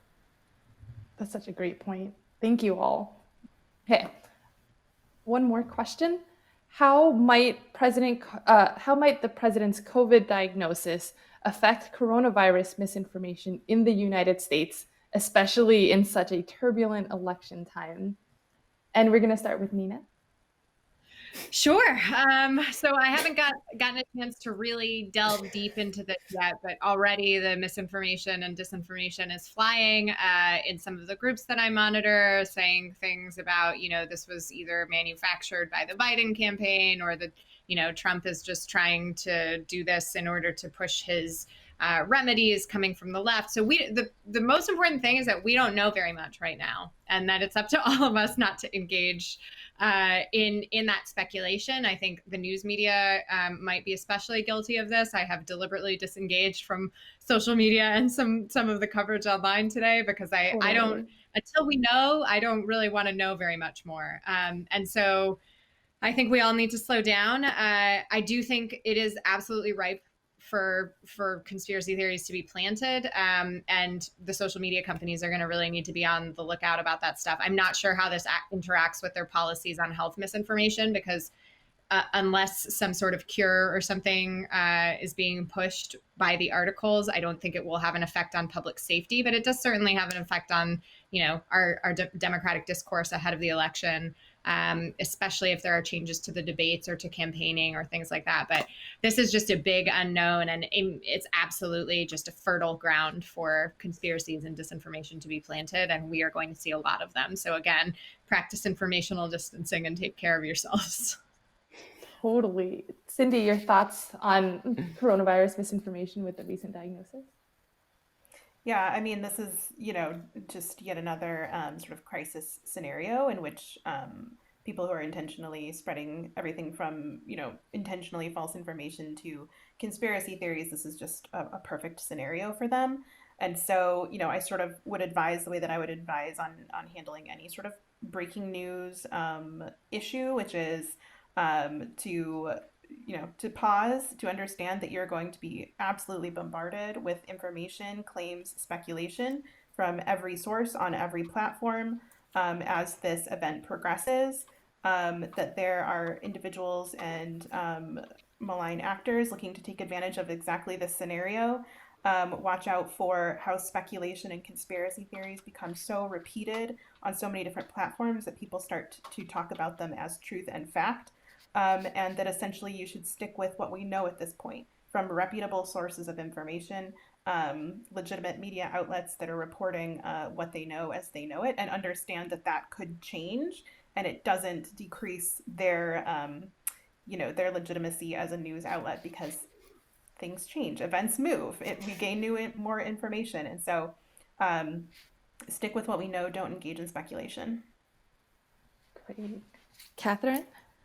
Yeah, I was online last night on the West Coast when this news broke, and I think the best advice I saw was stop doom scrolling. Like, we don't have more information, right?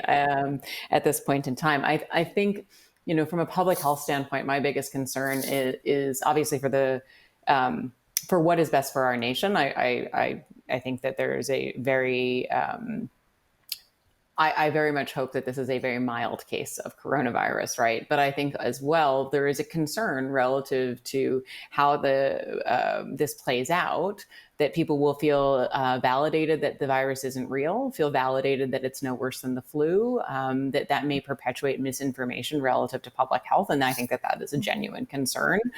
We also have to recognize that there are very wildly differing health outcomes based on access to health services. And so just because we have probably the best medical care in the world for the president of the United States, it doesn't mean that somebody who has a similar set of underlying conditions or preconditions is going to have a positive outcome. And so I'm genuinely worried about the public health impacts of this.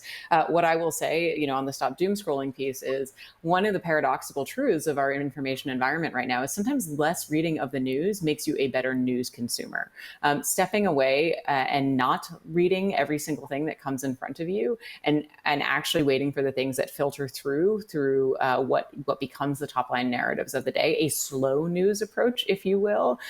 I don't know anything new today. 12 hours later after that diagnosis than I did last night. It doesn't matter if I've read the news or not, nothing new has emerged. And so stepping away from the news can sometimes make you more informed. It's a bizarre thing to say, particularly as an avid news junkie, but it's true. But it's so important, right, for both, someone's mental health and to make sure that they're getting news and correct Stop doom scrolling, drink water. Yeah. Absolutely. Great advice. We're going to take one last audience question, and then I'm going to ask the panelists for just a couple final words before we wrap up this panel. But the last audience question that I want to ask is 2015-16 forecasted what we are dealing with in the 2019-2020 election. What, if anything, from 2019 or 2020 should we be on the lookout for in the 2024 cycle? And I'm going to just start with Cindy. Wow. Yeah, I mean, I think we're going to know a lot more about, different coordinated efforts to target this particular election after the election. And so I think it's going to be a period of time for us to do a lot of research and analysis. I think, there's a reason why we all of us in this space continue to talk about 2016 all the way to 2018. And that's because we're continuously learning more and more about what particularly foreign actors did, but also domestic actors as well to target that particular election. So I think, I think we're going to have a lot of lessons learned for after the fact, and I'm looking forward to engaging with all of my colleagues in this space to do sort of debriefs of all of our experiences after the fact. But I think, given that we're in this sort of infodemic environment, we especially have some lessons learned to think about in terms of the strategies and how those have evolved from different disinformation threat actors who particularly were able to potentially, be successful in this period because the infodemic, that we have experienced whilst being under a global pandemic has been such a unique period of time, sort of in the evolution of information. So I think we're going to have a lot of lessons learned in terms of the success of different actors to leverage a very crisis, an extended crisis period to allow their narratives to gain more traction. And I think, we're in for some rocky weeks ahead, particularly depending on how the election results are rolled out, how things go on that front. And so it really could sort of set the next couple of years even up for us, depending on those particular weeks and the first few months to come. So. Totally. And I think it goes back to one of Catherine's earlier points in the beginning of the panel that a lot of this misinformation, disinformation is going to come out after the election, right? And in that period where we're not quite sure, what's going on, what the results are, that sort of thing. Catherine, your thoughts? Yeah, I'm so glad you opened up that opportunity. I think that the thing that people should be looking for is that 24, 48 hour period. It will go on for a week, but I think we're going to know a lot in the first 48 hours. I think we might even know a lot in the first 24 hours. There's been a lot of sort of like, we need to hold steady. We don't know who the winner is going to be. I think it's going to be pretty indicative in those first 24 to 48. It won't be possible necessarily to call it, but statistically speaking, we'll probably have a good understanding. The thing that has been pointed out to me on numerous occasions from sort of people who are focusing on the information ecosystem around this is the effect of the red mirage and the blue creep. And I just want to make sure that our viewers are familiar with these terms. The red mirage being because counties that are less densely populated in a very large country tend to report in sooner, the map tends to go red very quickly. That is a representation of geography, not of actual ballot indications, right? It's who won what counties.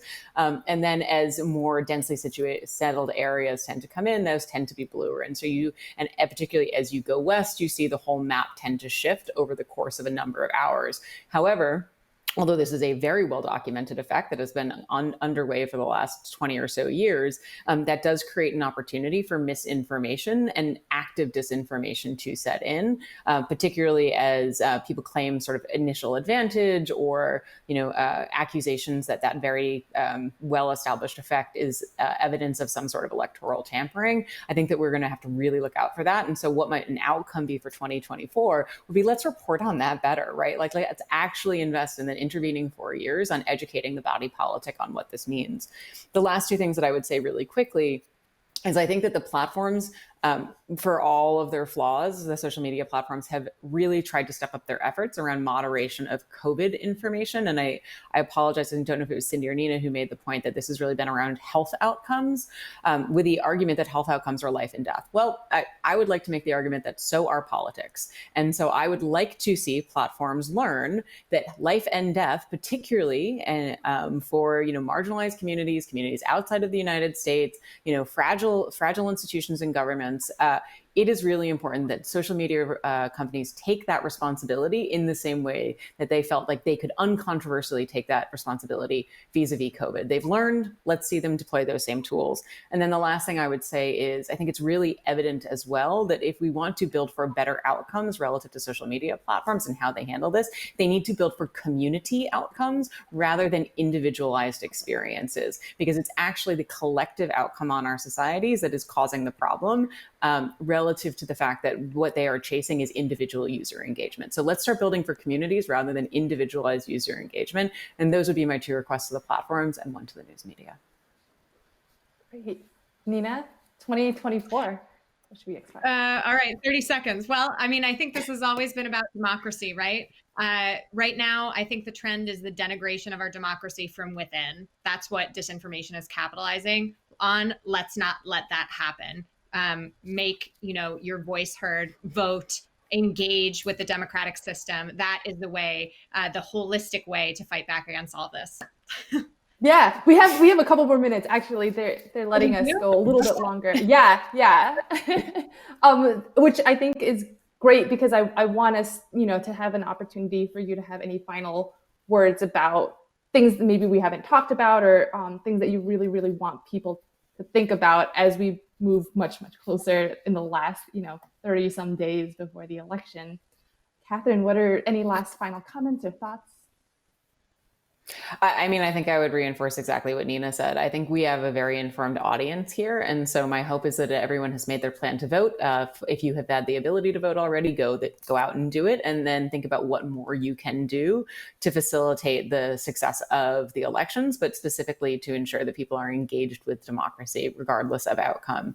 I remember writing my application essay to Truman, and the one, and why does democracy matter? The answer is that if we don't utilize it, it withers and dies. So let's utilize this election's opportunity to fully engage in representative democracy in every possible avenue that is available to us, including, engaging at the level of poll work and election monitoring within our local communities. So I know that this audience is already on top of it, but that's just this audience. So go out and find out where the weakest points are in your communities and start thinking about what you can do to shore them up. Great. Cindy, final comments? Yeah, I mean, sort of in that same vein, I think there is a tendency to come away from panels around disinformation feeling very disheartened. And so I always look to try and end with something hopeful, because just because we've talked about it for the last hour and 15 minutes doesn't mean that sort of the world is ending. It's a very tough topic to sort of deal with on a mental health level. So I think it's important to remember that there are things that we can do. This isn't a hopeless issue. Some of the things like looking for opportunities in your communities to do that education, like Catherine just talked about, I think are wonderful. Holding your elected officials responsible, making sure that they're engaging on this issue, pressuring them to and encouraging them to look for regulatory solutions. Speaking out on social media platforms who absolutely could be doing more. Not all of the social media platforms are equal in terms of the policies and capabilities that they've brought to confront this issue. And so we need to continue to hold them responsible as well. There are things that we can do, looking at some of the things that Nina mentions in her book about countries exploring solutions. So this isn't hopeless. Great. Nina, final comments? I think in addition to everything Catherine and Cindy just said, I would urge our legislators and their staff to really think about the ways that politicians have an effect on this ecosystem. I think we should all be taking pledges not to traffic in disinformation, deep fakes, and hacked materials. And we need our legislators to lead in terms of building a global coalition with other democracies that want to address this problem, because it is a democratic problem that, as we've clearly laid out, doesn't respect borders. And the more that we can do together, the stronger our response will be. I love that. Thank you so much, Cindy, Nina, Catherine, for combating disinformation, for participating on this panel, and for sharing all of your extensive knowledge and information about disinformation, and for giving us hope, right? For giving us hope about 2020 and 2024 and the future of our democracy. Thank you so much. And thank you to everyone who joined us for this panel. Please drink water, watch your information critically, don't amplify mis and disinformation, and make sure to vote. Thank you. Around the world, election ecosystems are in constant motion, shifting under the forces of countless influences, including the viral messages spread through social media. Social media platforms are only as accurate and truthful as the people who post to them. The level and quality of fact-checking varies from one platform to the next. That means that half-truths or flat-out fiction may appear as facts. People who are predisposed to believe the postings will perceive them as the truth. When deception and misinformation impact the infrastructure, operations, and processes integral to our democracy, our elections, we must call it out and correct it. MITRE Squint provides a fast, easy, and comprehensive way for election officials to combat the spread of misinformation on social media channels. When elections officials and designated MITRE Squint users see untrue or inaccurate postings about the elections process, you can report it with a single click, whether using a desktop or mobile device. MITRE Squint collects a screenshot and the coded information for aggregation and analysis. You'll get a secure message to verify that you sent the screenshot. The verification message includes a report that you can share with election peers or send to the social media channel asking that the misinformation be removed. What happens then?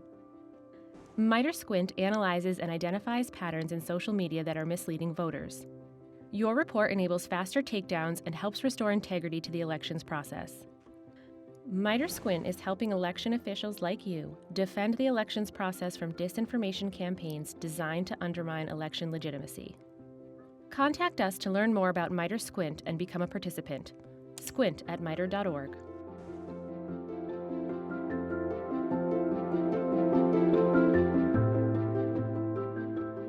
Hola, and welcome to the Georgia State Capitol.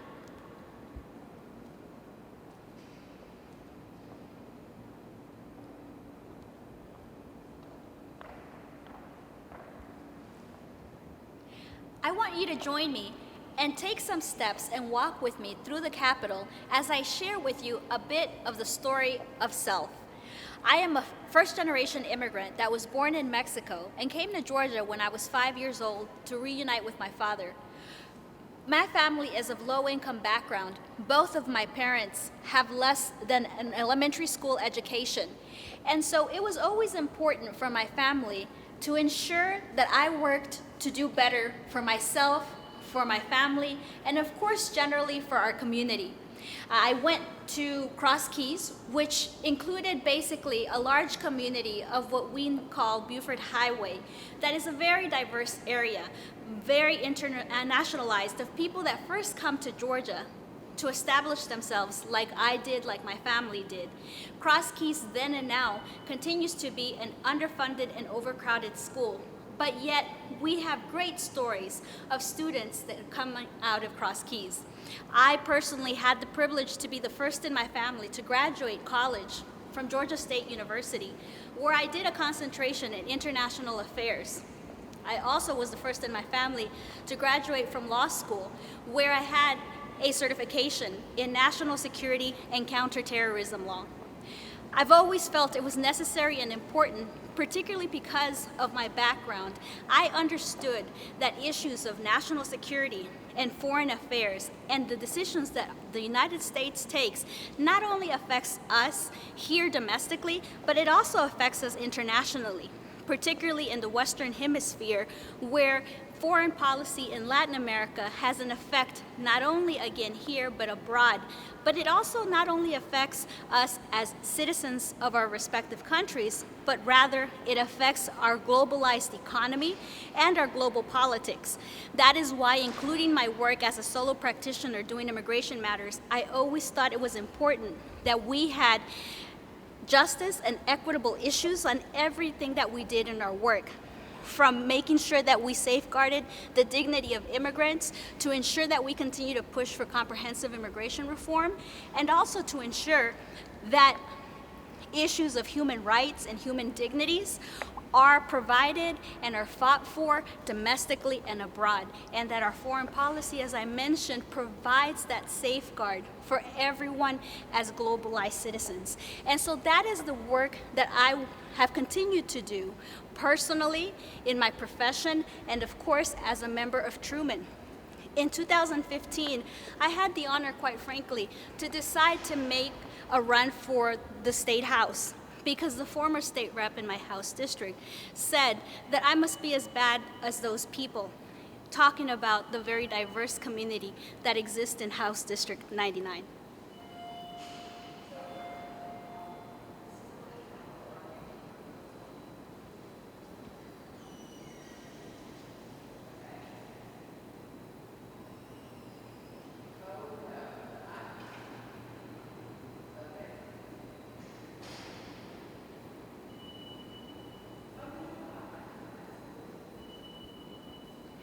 In 2016, I then had the honor and privilege to be the first Latina elected to the Georgia General Assembly. And I've held that seat now for the last 4 years.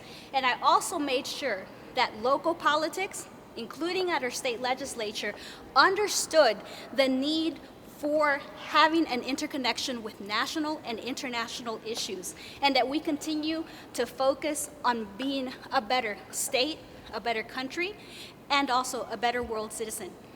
And as Truman members, we are best situated through our own stories of our own selves to ensure that we continue to spread our liberalized perspective on national security and foreign policy. So I want to take this opportunity to thank you for letting me share my story of self.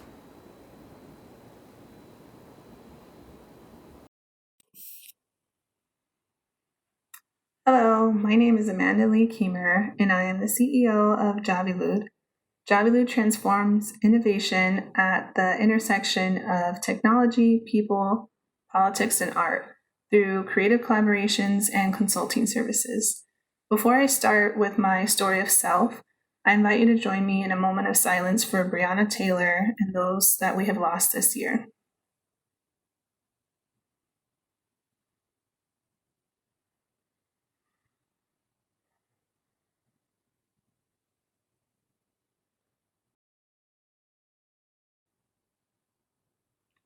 Thank you.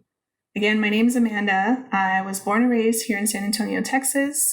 I graduated from Brackenridge High School, a public school here in San Antonio. I promptly, like I like to say, ran away to Smith College in Northampton, Massachusetts. Smith is an all-women's college, which was an amazing experience, but I do have to say I struggled my first year. Massachusetts is very different from San Antonio, so is Smith. And I failed my first year. I had a GPA, I think, of 1.43. I returned back home for my second year, first semester of college. I went to San Antonio College, a community college here in town, got my grades up, got my confidence up, applied for readmission to Smith, returned, and still graduated on time. Didn't get to go abroad, but graduated on time, got my degree, and got those A's and B's and went on to Washington, D.C. And I think it's important to share that because there's a lot of impressive things about my story, but there are also struggles. And I think it's important to share those and to be authentic. And I like to encourage people to continue to keep going after they have failed.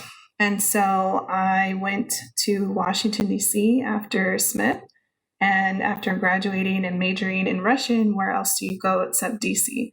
And so I worked at the LULAC National Office. So my Russian went down, my Spanish went up, and I worked on everything from advocacy campaigns to public policy to communications, speech writing, event coordination, coordinating galas, projects, program management, corporate sponsors, you name it. It was an amazing 4 years and a really strong foundation for where I am today. I decided after LULAC, I wanted to go back to school because I knew what I wanted to focus on, and I wanted to be a national security policy. And so I didn't see a lot of people like me, Latinas, Chicanas, in national security. And so I studied at the George Washington University. I enrolled in the Elliott School of International Affairs, and I focused on global communication, bringing together the communication marketing skills that I had honed through LULAC, and at the time, my position at the Kaiser Family Foundation, to really connect that with policy. And so I focused on national security policy and IT policy. And I wanted to work in the federal government. And USA Jobs was a struggle. And so I learned about the political appointee process from the National Hispanic Leadership Agenda. And I applied, and after about a year of interviews and no callbacks, my resume ended up at the Office of Management and Budget. And I accepted a role with the Obama administration to be a political appointee. And so my boss was the Federal Chief Information Security Officer, as well as the Federal Chief Information Officer. It was an amazing experience. I will treasure that forever. Just serving in the administration was an honor. After the 2016 election, I decided it was time to move home. And so in my previous role, I served to convene, connect, and brand the cyber ecosystem of San Antonio, Texas, working with K-12, higher ed, federal military partners, startups, industry, everybody, you name it, amazing. San Antonio is the second largest cyber hub in the United States. It is the largest nexus of federal partners outside of the DC area. And so it's great to be able to bring my DC experience back home to Texas. Today, I am full-time at my own business, helping to tell stories of small businesses and startups that have been underappreciated, overlooked, and just untold. And so that's a really exciting chapter for me, particularly as a new Truman Security Fellow, particularly here in Texas at this time in our history. And I'm so excited to be part of TruCon. I'm excited to share a little bit about my story of self, and I look forward to meeting more of you in the future. Thank you, and have a great TruCon. See y'all.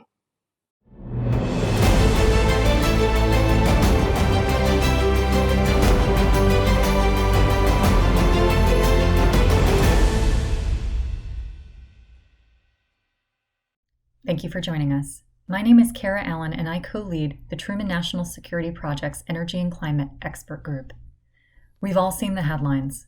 Wildfires raging in the west, more hurricanes than we have names for spinning out east, glaciers beginning to tear loose in Antarctica, threatening large-scale sea level rise. Scientists' predictions are being realized across the U.S. and the world. Climate change is no longer an issue of the future. It is here now. Today's session will talk about how states and localities are responding, what a new administration could learn from their actions, and how the U.S. can reclaim the mantle of global leadership on the defining challenge of our time. This is a particularly important discussion to me. While I co-lead Truman's Energy and Climate Expert Group, I spend my working days leading implementation of New York State's Climate Leadership and Community Protection Act, one of the world's most ambitious climate and justice policies. New York is the 13th largest economy in the world. Some of our nation's most landmark movements for change began in New York.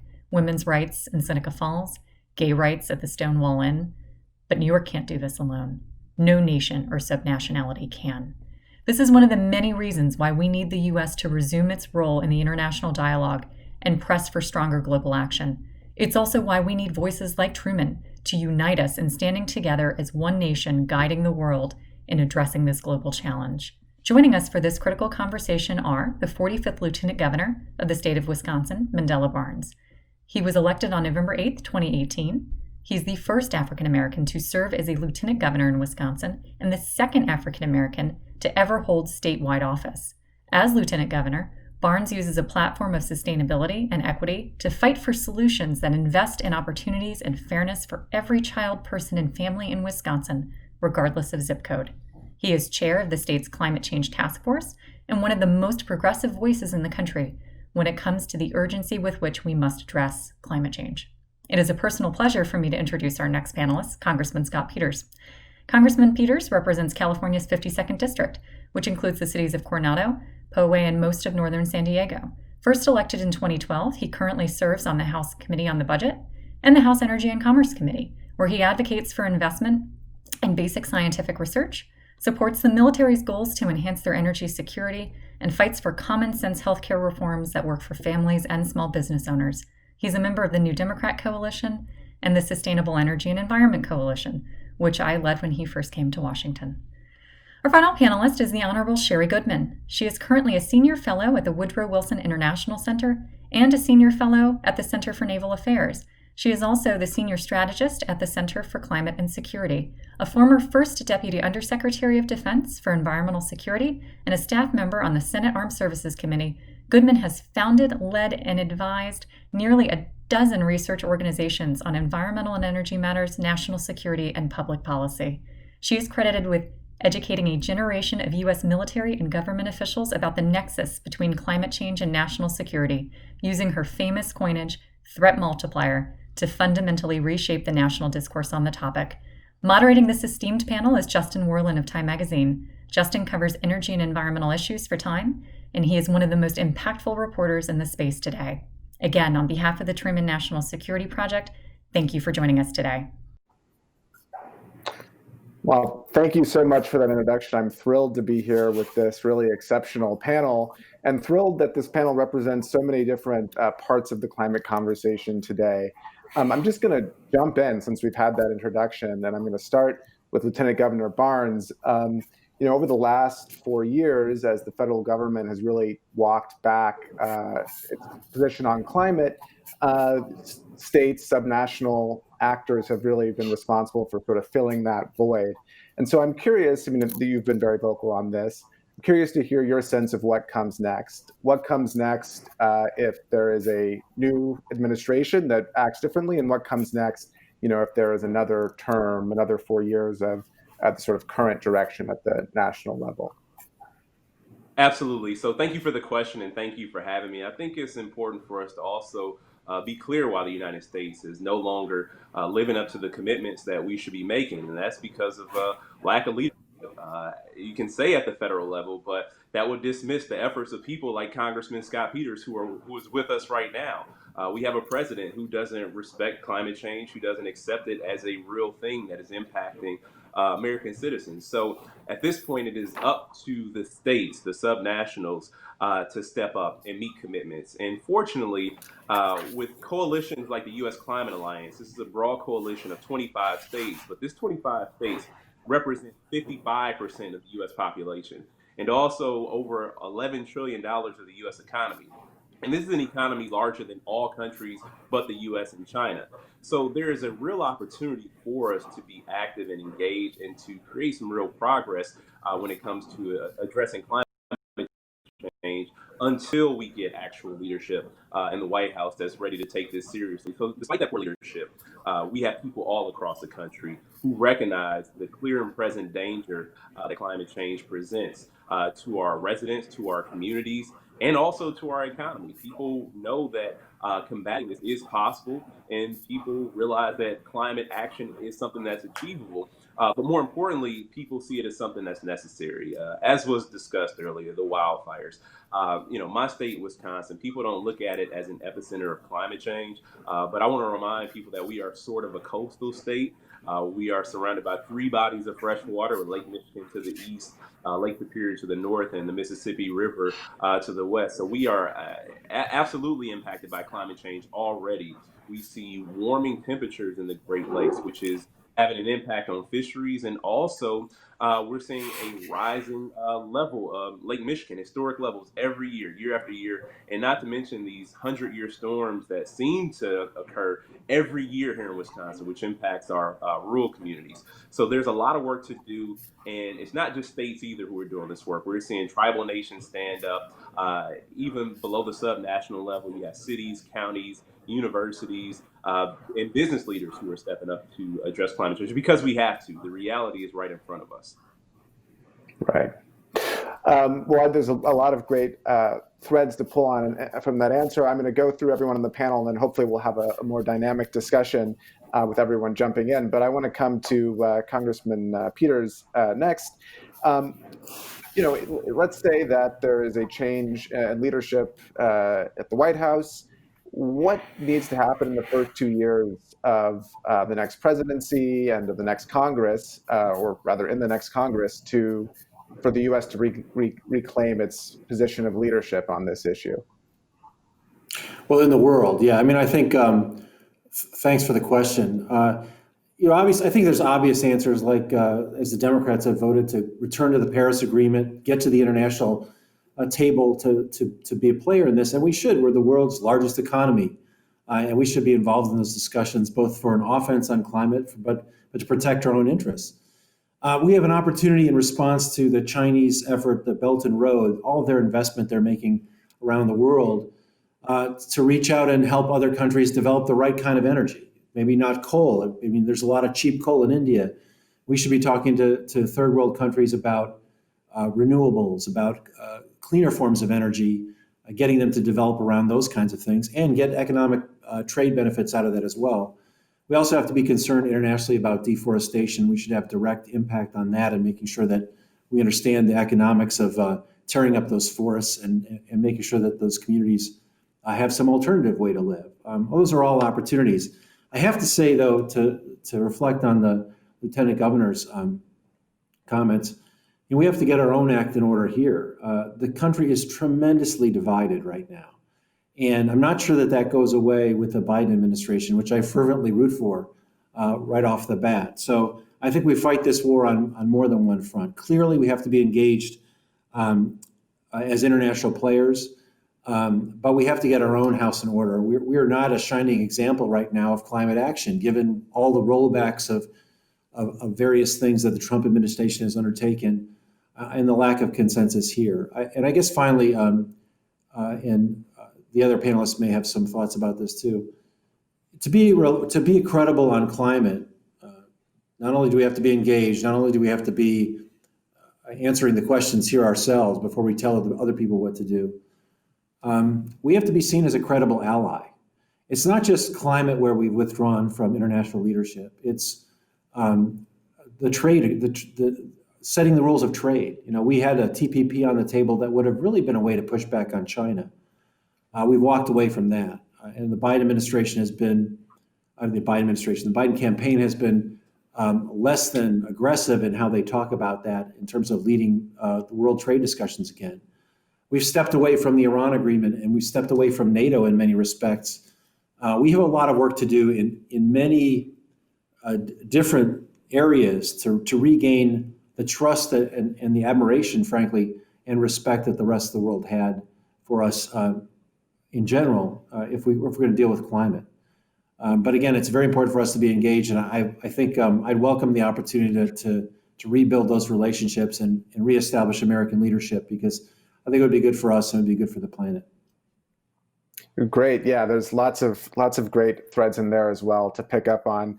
So finally, I want to come to you, Sherry Goodman, and just to talk a bit about the role of the U.S. military. I think for a lot of people, they don't necessarily think about the U.S. military as when they think about decarbonization and climate leadership, but maybe you could just give us a sense of the role the U.S. military can play in the U.S. regaining its leadership on this issue.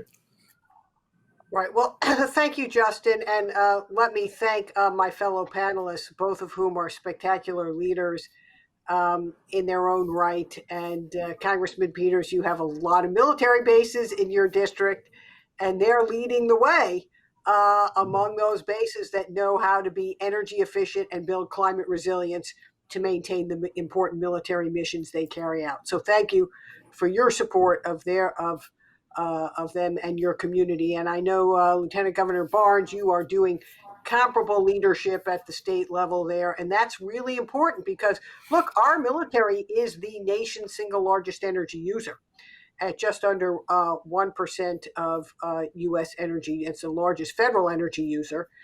And it's got important warfighting missions, and we need to have the best trained and fighting force in the world, but we need to do so consistent with recognizing that climate change is a threat multiplier and threatening our forces. It's, we have sea level rise at many of our coastal military bases. We are increasingly deploying our military to fight the natural disasters aggravated by climate change, from wildfires in the West to floods in the Midwest to hurricane and extreme weather in the South.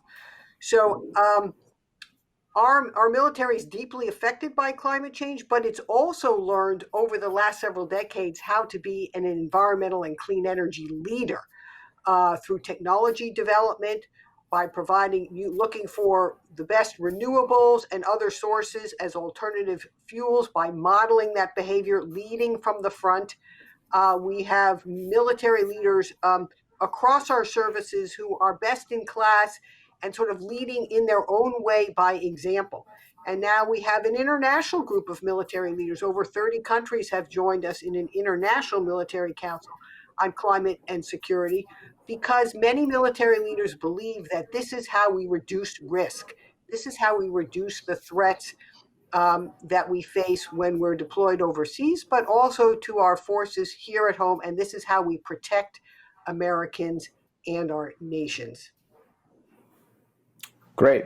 Well, I want to encourage everybody who's participating to ask a question if you'd like. I'm receiving these questions. Can I follow up on that? Justin, I'd love to follow up on what Secretary Goodman said. Sure. Okay. I just want to tell you the story of when I first met the Commandant of the Marines. I don't know if Sherry, if you've heard this question, but in my first term, I was on the Armed Services Committee. When you're on the Armed Services Committee, the Marines come to your office. And so Commandant, with a bunch of other, literally the brass, the Marine brass, sat down at my table and I thought, what are they going to talk about? Is it going to be, sequester or level of staffing? And the Commandant turns to me and says, Congressman, I said, yes, sir. He says, I want to talk to you about solar energy. Well, why did this Commandant of the Marines want to talk to me about solar energy? Well, what he had determined was that one of the most dangerous things they did was move large amounts of petroleum through the desert from one place to another. And that when those convoys were destroyed, we lost soldiers and Marines. So they'd converted their bunkers to solar panels. And they had solar panels on backpacks to power small appliances that weighed less than the batteries that the troops used to have to carry. And you get stories like that from the Navy too. And the point is that there's a business case for this. It doesn't have to be a partisan thing. Is that the Commandant did not want me to take away his solar panels because they worked better than the oil and gas solution that he had. And I think one of the things that we can take from the military is that there is a business case for this to be made. It doesn't have to be partisan. If we could just look at the facts and follow the example of an organization like the military that's respected by Americans of all political persuasions, we can learn a lot. And it's the military who is the leader in renewable energy development in Washington, D.C. Right. Not only that, not only in renewables for our forces at the front, but as we're having to operate in a whole new ocean, the Arctic Ocean, which is opening because of climate change, we're also looking at new ways of powering our ships, but also new ways of protecting that vast region. Right.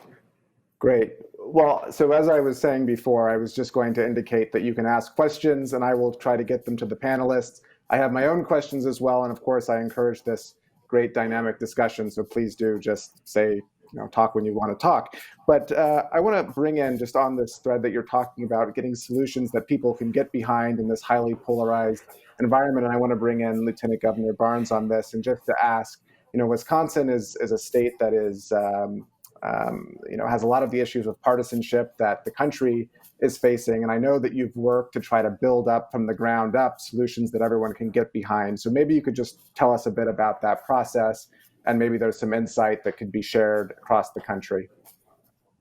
Yeah, absolutely. I'll talk about the work of our climate change task force because that's where that is happening. We want to be very intentional about the solutions, or at least proposals that we brought forth here in Wisconsin. And I have my own opinions. The governor has his own opinions that are pretty much similar to mine, or our opinions are very similar. But at the same time, there's still a wealth of experience out there across the state that goes far beyond what we have, and a wealth of experiences or experiences that we should draw from. And that's why when we put together this task force, we brought together people from many different backgrounds, a lot of folks who have been adversarial to each other in the past without even having conversations with each other. And that was the key point. And we have environmental groups, we have utilities, we have youth representation, we have indigenous communities, we have farming communities, and we have some more conservative farm or agriculture representation, as well as some more progressive leaning as well.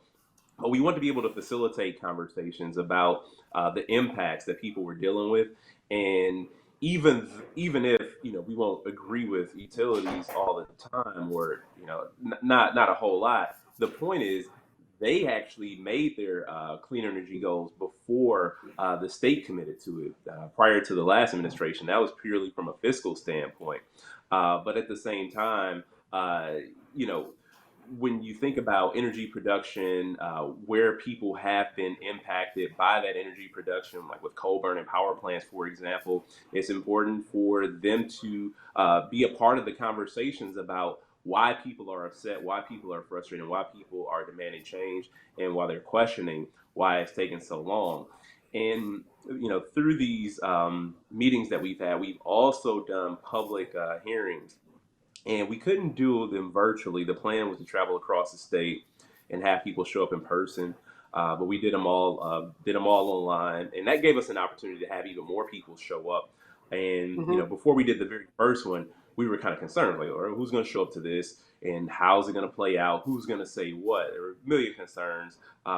Those four listening sessions, 4 or 5, they all went by pretty smoothly, and we had no less than 100 people show up for each one of those listening sessions, which is very encouraging.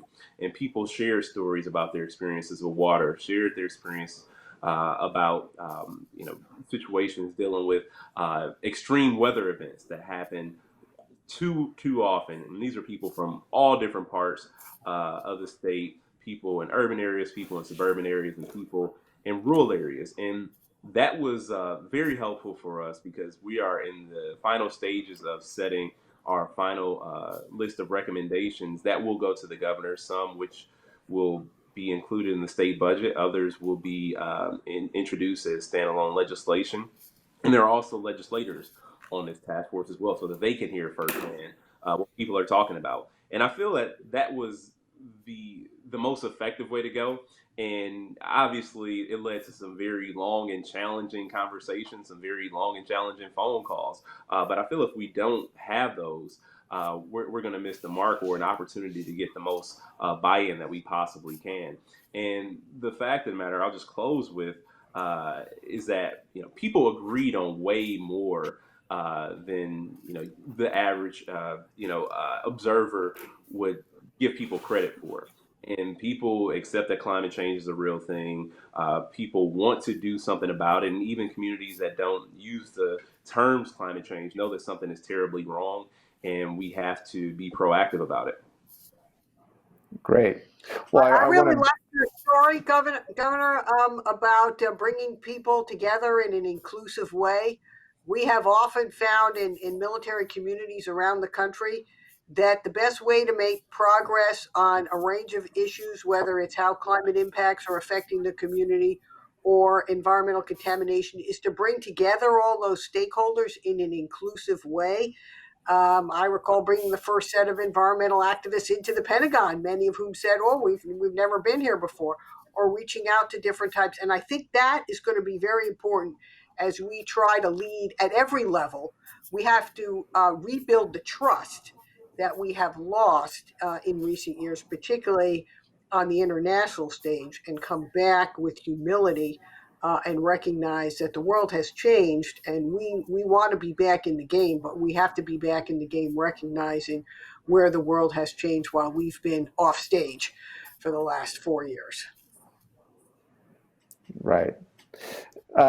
Very important point. Congressman Peters, is there anything you'd like to add just about the bipartisan nature of some of the proposals and things that you work on? Obviously, looking for consensus has been a focus of your work. Well, we dealing with climate change is compared to fighting a world war or sending a man to the moon. That's not the kind of thing that a country can do by one party. And right now we face this situation. I think it's really right where Putin's got us right where he wants us, which is we've identified our enemies as each other's. And that's just not going to work. We're not going to be able to manage this big problem with that kind of division. And also, just as a practical matter, I know it's probably true in Wisconsin. I can't get anything passed with just Democrats or just Republicans. And if you do pass it, it doesn't last. You see what's happening to the healthcare plan right now. It's been the Republicans' effort to take that out. So we've got to do it together. So I've been spending a lot of time working on figuring out where we can come together. And I would say there's a couple promising things. One is elections. In 2018, it looks like for the first time that not only did climate change poll well, people said, yeah, they approved of taking action on climate change, but they actually took that into consideration when they cast their ballot. So now it makes a difference in who you vote for. And that's gotten the attention of people who before didn't think was that important. You also have, so many of them are Republicans in Florida who see wet streets on sunny days. We know that's climate change. The other thing that's happening is that there's a discussion about this in the evangelical Christian community, which is a really important part of the Republican voter bloc, about creation care. And they don't necessarily want to talk about statistics. They want to talk about what kind of world you're leaving for your children and your grandchildren. And we can have meetings together on climate change where maybe we don't agree on reproductive freedom, or we don't agree on whether two people of the same sex should get married, but we can agree that we have to reduce greenhouse gases. And I think that kind of thing is going to happen here. So I've been looking for where we can start. And obviously, I don't think we're going to start by doing something radical, but we need to build trust with each other and make progress. We only have really effectively 10 years to tackle this as a legislative matter. So we really can't be waiting for the next election each time. We have to start those discussions now, and that's what I'm trying to do. Right. Well, I'm going to pivot a little bit. I want to talk a bit about some of the international issues, some of the national security issues as well that are raised. And so, Sherry Goodman, I'll start with you. And it's obvious, President Trump denies the science of climate change. And I just wondered if you could just talk a bit about some of the national security issues raised by having, leadership at the federal level that's not engaging on the issue. And looking forward, how might those risks change, say in the event of a second Trump term? Well, we're fast. We've already baked in several degrees of warming, and we're fast on the way to even more. And what that means already, look, we just had the second lowest sea ice extent in the Arctic that's ever been recorded, and all 14 of the lowest years have occurred in the last 14 years. So the sea ice in the Arctic, as a vivid example, is rapidly retreating. Permafrost is thawing, and temperatures are rising at such a rate that now, instead of absorbing the sunlight and protecting us further from the ravages of greenhouse gas emissions, it's reflecting it back and provides an additional feedback loop. So now, from a national security perspective, we have a whole new ocean that's opened in our lifetime, and there's increasing potential for competition among both Arctic powers, Russia, US, and others, and even non-Arctic powers like China, which has ambitions to extend its Belt and Road to a polar Silk Road across the Arctic and ply new transit routes from Shanghai to ports in Europe. So this is an example where climate change is changing the security landscape, and now we have to be able to up our game in the Arctic and deploy forces there in ways we didn't have to previously. Or think about parts of Africa and the Middle East that are drying out at an increasingly rapid rate because of climate aggravated drought, which underlay the conflagration in Syria, the prolonged drought which preceded the deadliest conflict of the modern time.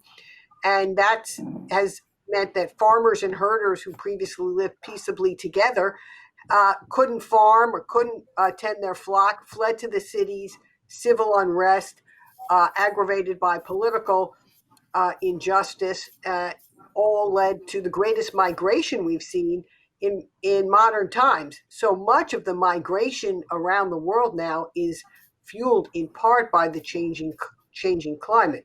So this has very serious security implications. The solutions are not by and large for the military. The solutions are going to be whole of society ones where we think about how we enable people to have climate proof their own neighborhoods, their own communities. How do you have more sustainable agriculture? Or how do you change your energy mix? And how do you bring water, how do you green the desert that's increasingly occurring or limit the floods? So those are going to be some of the challenges we face in the future, and we have to come back. That raises a number of questions, not just how we come back into Paris, but how we work with nations around the world to help provide the resources, the support, and work with our allies and partners to address this as a global challenge. I want to follow up on one point. You mentioned China, and you mentioned working with other countries, and of course, the U.S. has a lot of tension with China over a whole variety of things. Climate not necessarily being a central component of that, but I'm curious whether, what role might China play in climate discussions with the U.S. on security concerns in a future administration? Is this an opportunity for collaboration as it was in the Obama years? I mean, what are your sort of thoughts about the U.S., China, and climate and national security? Throw those all together. Right. It's a great Truman question. Okay, the Truman audience, really, you should be thinking about this. So look, you can't operate in the Arctic without Russia, right? They're a status quo Arctic power. We have to be able to work with them. Similarly, you can't solve the climate challenge without having the largest greenhouse gas emitter, China, in the game. Now, they are a very serious security, economic, and other challenge to the U.S., have no doubt. And their claims of net zero emissions by 2060, has to be taken in the context of they're still building coal-fired power plants, and they're still have a very ambitious global quest for resources. So, but at the same time, we'll have to figure out how to continue to work with them on some level of research and development, some level of clean energy research, some level of climate research, so that we all can have a better baseline onto which to operate. We have to do it with our eyes wide open. Throughout the Cold War, when Russia was our greatest security threat, we also had elements of communication and cooperation with them on select issues. We're going to have to get back to an era where even with our most strategic competitors, we have the form of dialogue, communication, and exchange that we need for our own national interest. Great. Yeah, I want to follow. I actually move slightly to Congressman Peters, and I want to ask about. You alluded to the U.S. relations more broadly, and acting as a good partner on the world stage. And I want to ask about the global trade dynamic, which of course is complicated again for reasons that are not due to climate change, but there's a lot of talk about border carbon adjustments. And this is something that's being discussed in the EU. And of course, people are talking about it in the US, but that's not a serious, or at least an advanced policy discussion.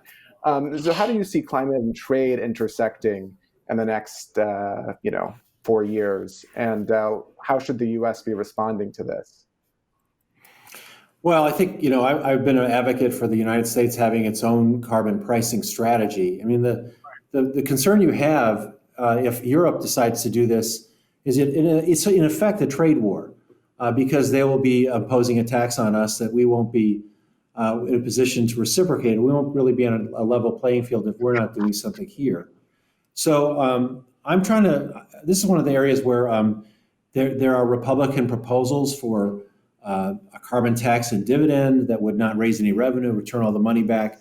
That's not by elected Republicans, but it's by folks like Hank Paulson and folks who are out of office, Martin Feldman. Obviously, you'd have to do some sort of border adjustment to account for the international effects of that and make sure that it has integrity. But I guess that all that says is that we better get going. We have to come up with what our carbon pricing strategy is going to be, and you can get certainty out of either a cap and trade or a carbon tax. But and I think if you look at the research of Resources for the Future, they'll tell you you can work with either one. But we have to send that price signal to the economy, to every economic actor, and then we have to account for the international effects of it. That's what other countries are doing. I think Canada and California have an agreement talking about social units, but the United States needs to be in that game, and it can't be done just through federal regulation or federal investment. The private sector has to be involved. That's how you send those signals. What's your sense of awareness and concern on Capitol Hill about the conversation happening elsewhere, but not in the U.S. and perhaps actually affecting U.S. businesses? Are people concerned, aware? I would say I have 434 colleagues in the House of Representatives that they are at various levels of interest and understanding about this. I don't think a lot of them are thinking about a border adjustment tax at this point. I think they are thinking about infrastructure. I think if we talk about funding infrastructure, we always talk about a gas tax increase. I think that will lead to a more sophisticated conversation about how to really tax energy to pay for infrastructure. I think that will be some sort of carbon levy. And then I think we'll get to the international adjustment piece of it. So I think that's kind of how it will flow. And I think if we get a President Biden, that discussion at least will start pretty soon. But I would say, if you're asking about level of awareness now, I really think people are trying to fend off this, medically induced coma that the economy is in and deal with the pandemic and probably think about the elections pretty intensively over the next month. By the way, to the Lieutenant Governor, I did have a hotel room in Milwaukee last month, and I was sorry not to be able to make the convention. I know that hurt us both.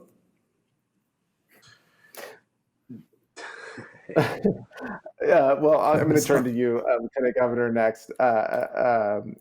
Just to bring in an audience question and also related to a question I had, thinking about these international conversations, we have someone from the audience who says or asks, what can state and local governments do to engage with their international counterparts to address the climate crisis?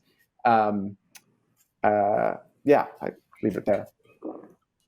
Yeah, I'll say first, I am also disappointed. I have spent some time in your neck of the woods, though, as well. Got to hang out in Coronado back in 2017, I believe. Really good time. I'm looking forward to going back.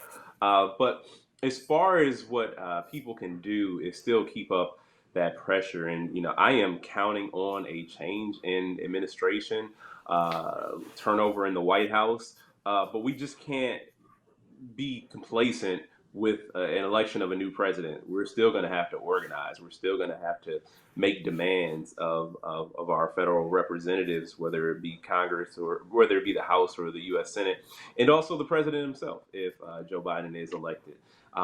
We need to keep pushing because if you look at what his position was going into the primaries versus what it is now after he built that coalition to sort of craft his climate policy, there's a world of difference. There's been tremendous growth. There's still room to grow, but I am encouraged because there is a desire to grow and a desire to want to address the challenges at hand. His most recent speech, not most recent, but a recent speech that he gave on the climate was one of his best. But I think it's important for us. Wherever you are, and you can look at it through an international lens, but I prefer to look at it through the local lens because that is where we're going to be the most effective. And looking at it through the local lens, we could potentially have positive international implications. That means laying the foundation. That means centering environmental justice in your conversations. In one thing too that I want to mention about being able to build the group that we built for our task force, it was informative for so many people, including members of the legislature, including some of the ones who've been at the forefront of addressing climate change before I even showed up in the state capitol. And I had a phone call with one of the members, and he's a good friend of mine, and he has always been there on this issue, has never wavered. But he thanked me for the presentation, some of the speakers that we had who brought up environmental justice, who brought up the racial justice component that exists within a climate change frame, because he himself had not considered these things. He himself had not had these issues brought to him. Some of it could be the district that he represents, where he wouldn't have had to be involved in some of those conversations. But it's important to learn that everybody, people are still growing in many regards. And as was mentioned, or as what was mentioned, joining the Paris climate, that's baseline, and we can expect that with a new presidency.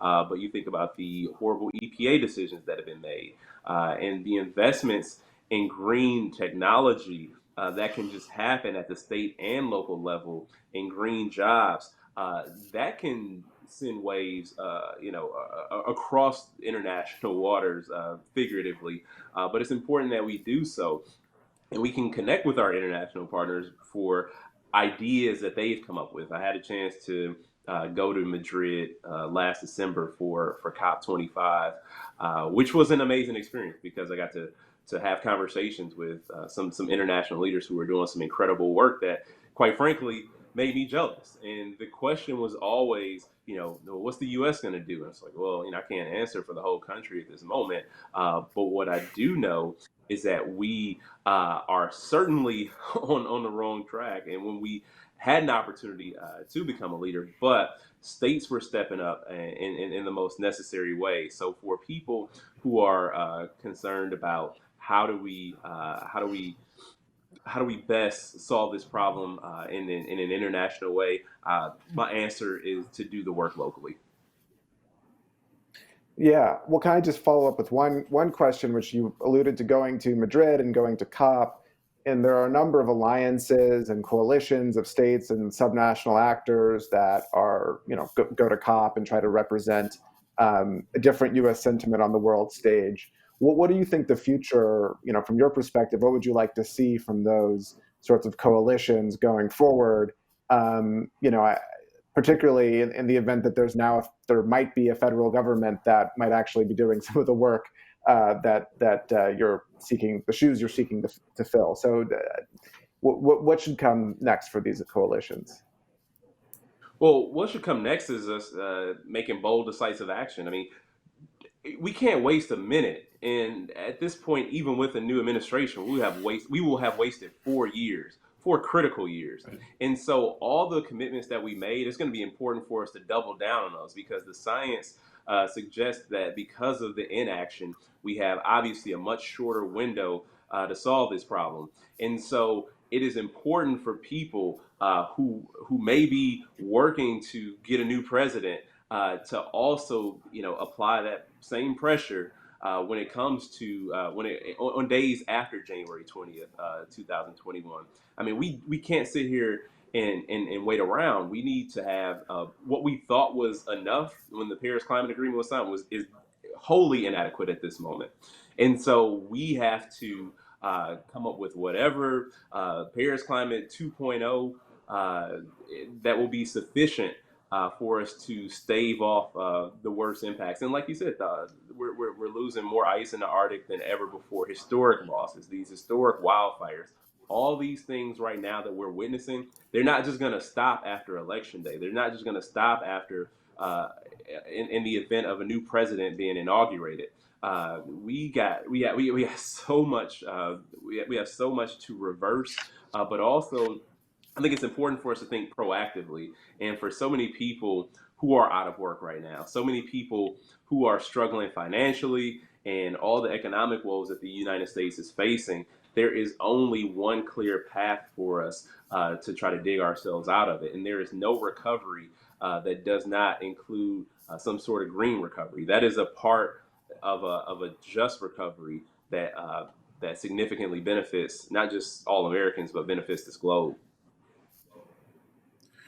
Great. Yeah. Well, I want to pivot slightly. I have an audience question, which I think will maybe help us segue into a conversation a little bit about environmental justice, which Lieutenant Governor Barnes just alluded to. But the question here from the audience is, as people flee to more temperate states within the U.S., how can local, state, federal leaders support relocation? This includes both not only creating incentives for people to stay,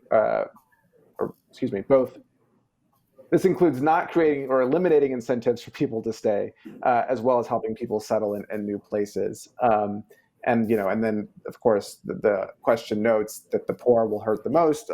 Obviously vulnerable people, people of color are particularly vulnerable to some of these threats. I want to start. I know, Congressman Peters, that you've worked on relocation issues, so maybe I'll start with you, and then we can just go across the line. But maybe we'll start with you. Well, it is true. It's disadvantaged communities that get hit the hardest, and the numbers are staggering. But the thing I always have to remind people is that this is going to be expensive, but it's going to be way more expensive if we don't act up front. So we need to get ahead of this. And one of the things we also have to do is stop digging the hole deeper. So I'm going to be introducing a bill. We have this national flood insurance program that subsidizes people to build their properties back, but they're building them in the same flood areas. And that's got to stop. And that's not necessarily a California issue, but I'm going to have a wildfire issue. I can't continue to be building housing out in the hinterlands anymore. The fires have drawn that line for us. So we're going to have to figure out a way to do more housing where people already live. And we're gonna have to consider affordability and economic justice as part of that whole calculus. But this is not going to be cheap, and we have to provide assistance to people who have to relocate. There's a couple. There's a tribe in Louisiana and a tribe in Alaska that are basically already have to move, and the numbers are all very, very expensive. But we're going to have to get ahead of that, and we can't expect everyone's going to be able to pay for that themselves. We're going to have to help them. Not have to make that same mistake twice. Right. I mean, are there? Justin, can I add on? Go ahead. Yeah, please.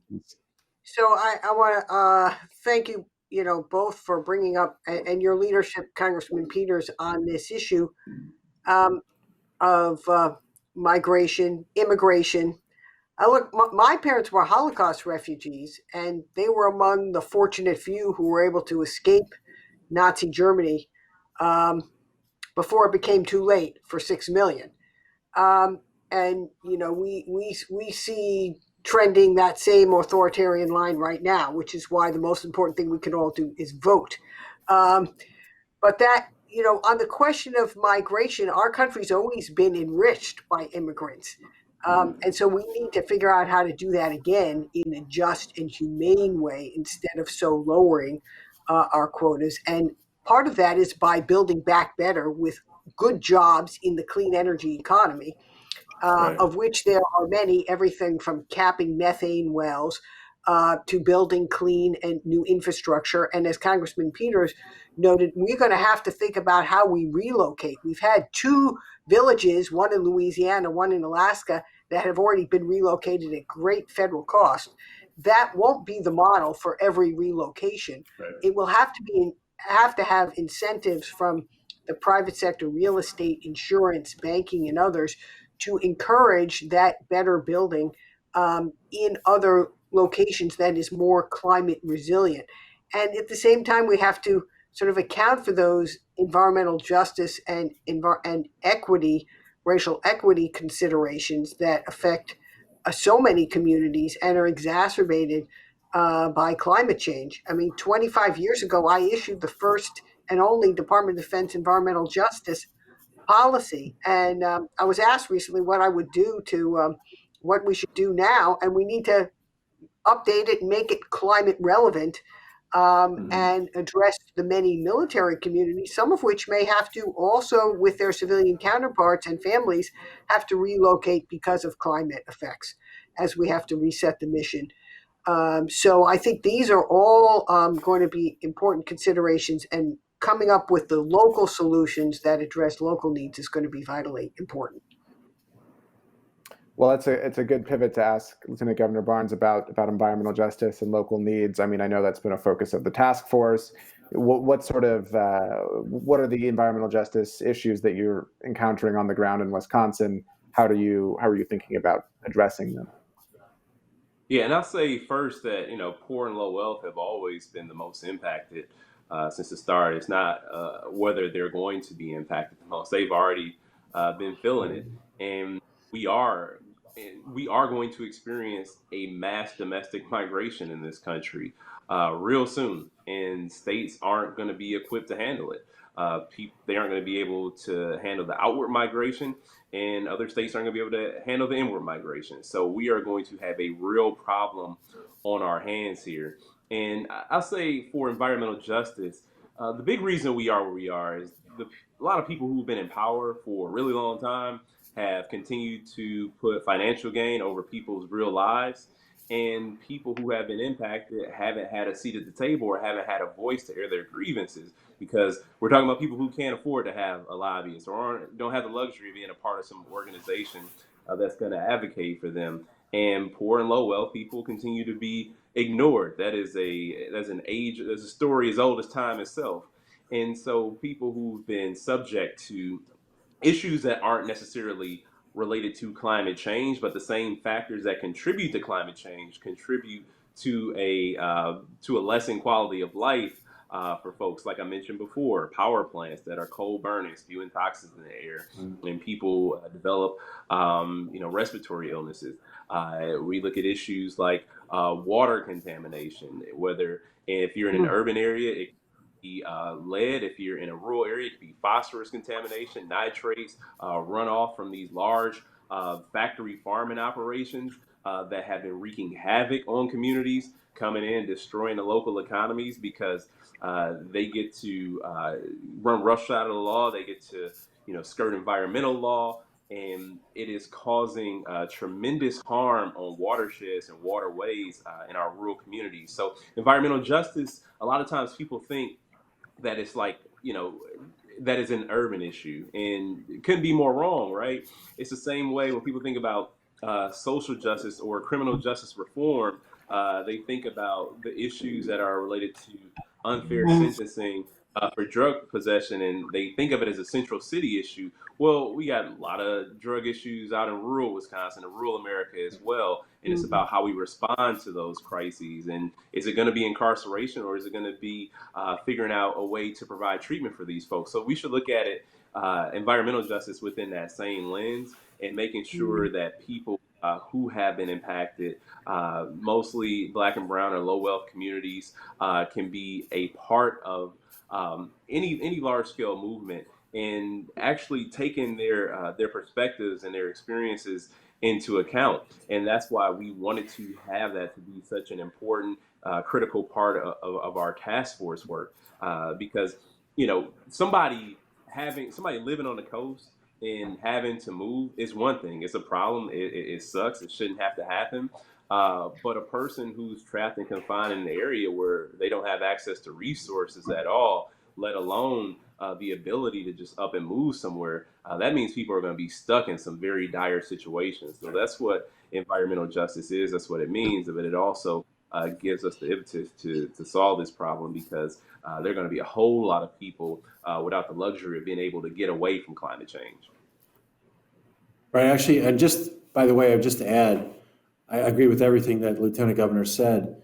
But in the big picture, remember that those communities that are most affected today by climate change are those communities that will be most helped if we act on climate change. So the urgency for action and for mitigation, as well as for adaptation, is also part of dealing with environmental justice. Yeah.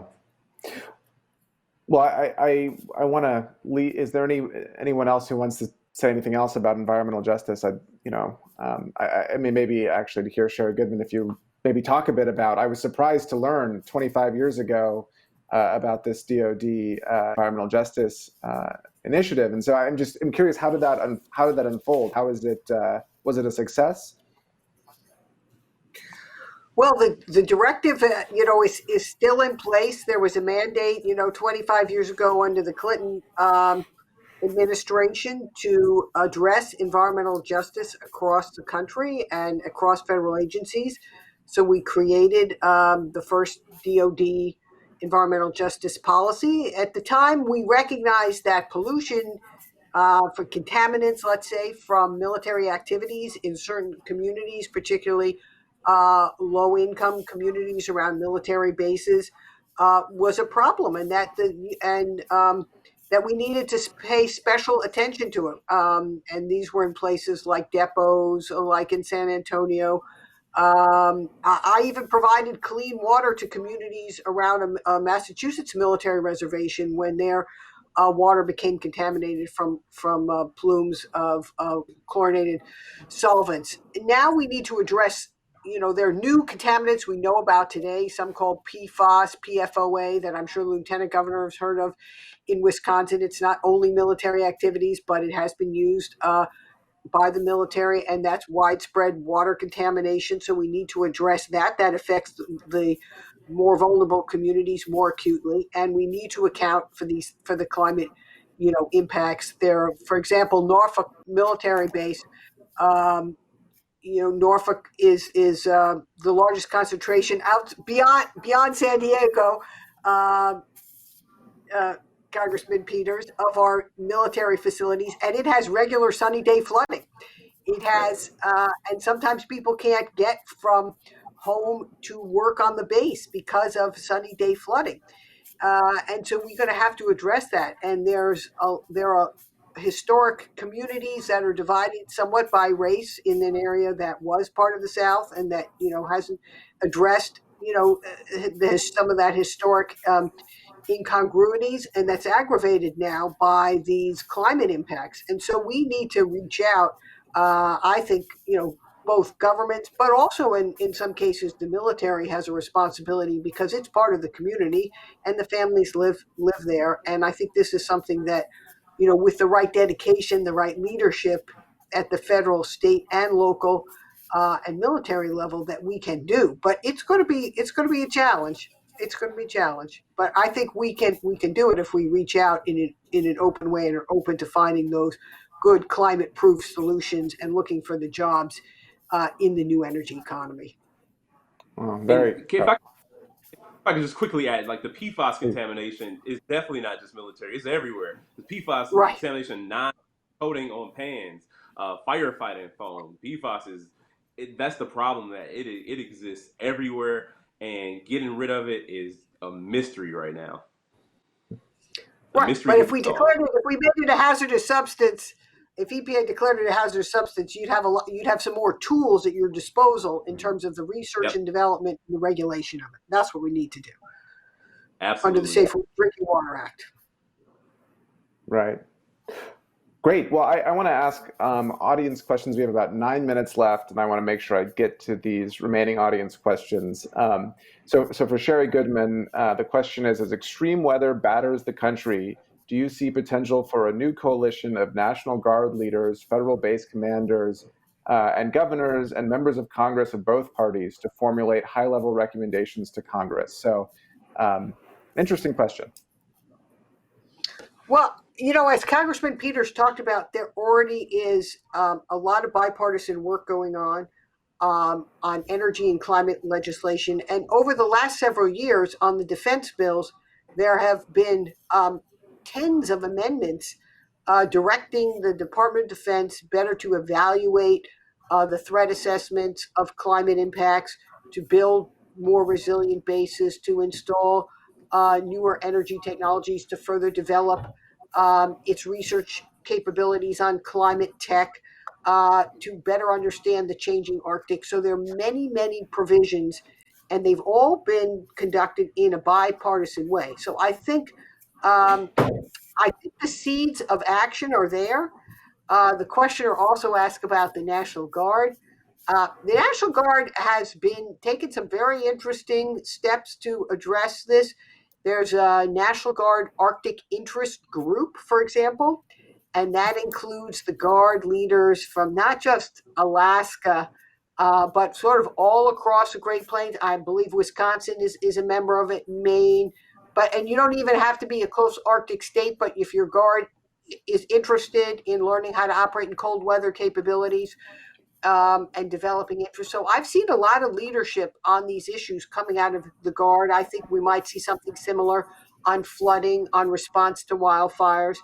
And I do think what we need to do is unleash the leadership in the Department of Defense that's sort of just below the surface right now at the action officer level. There are groups working on resource competition, environmental security, and stability to understand threats to our combatant commands around the world. There are environmental and energy technology programs. But we need to put that research to action. And I think that's really the next step. And the Truman community, you all out there, the next generation leaders, are going to be a great part of it. And I'm looking forward to being able to work with you in the future. Well, that's so interesting. It's funny not funny. It's interesting to imagine the unleashing of all of that potential and everything that's happening just below the surface. Would be interesting to see what that might look like. Well, this is an interesting question that I think that comes up a lot in a lot of different contexts. But I'm really interested to ask this panel, which is, how can we talk to our family members who deny climate change and change their minds? And I think this is such an interesting panel because you all have different perspectives in different communities that you talk to. Some of you have to talk to lots of different communities, and so anyway, I'm curious to hear your perspective, particularly with respect to your district, state, the military, et cetera. So we can just go across, beginning with Congressman Peters and then go across the panel here. Well, you have to meet people where they live. I have to confess that I have my parents are extremely liberal and anti-Trump. We don't have the difficult Thanksgiving conversations that a lot of folks do in my family. But I do think you have to talk about what's important to them. So for some folks, it's that they have their kid has asthma and they're suffering from pollution that coincides with climate change, greenhouse gas emissions. For some folks, they've dealt with, they see these storms, they see the fires. They know that something's wrong. Some folks you can talk to with data, but usually those folks are already convinced. I think you have to meet them where they are. And I would say the other thing is, to the extent that there's uncertainty, it's a little bit like buying fire insurance for your house. I mean, we just want to do the prudent thing, and we want to be ready. I guess, and the other argument I often make is that if you end up with spending money, getting cleaner air, an easier way to get around than your single family automobile, and more walkable communities, that's okay. If you're not worried about climate change, those are still good byproducts of this kind of action. But I wish there was a magic bullet. But I think that it's a multi-layered conversation. Yeah. Sherry Goodman, if you can go next.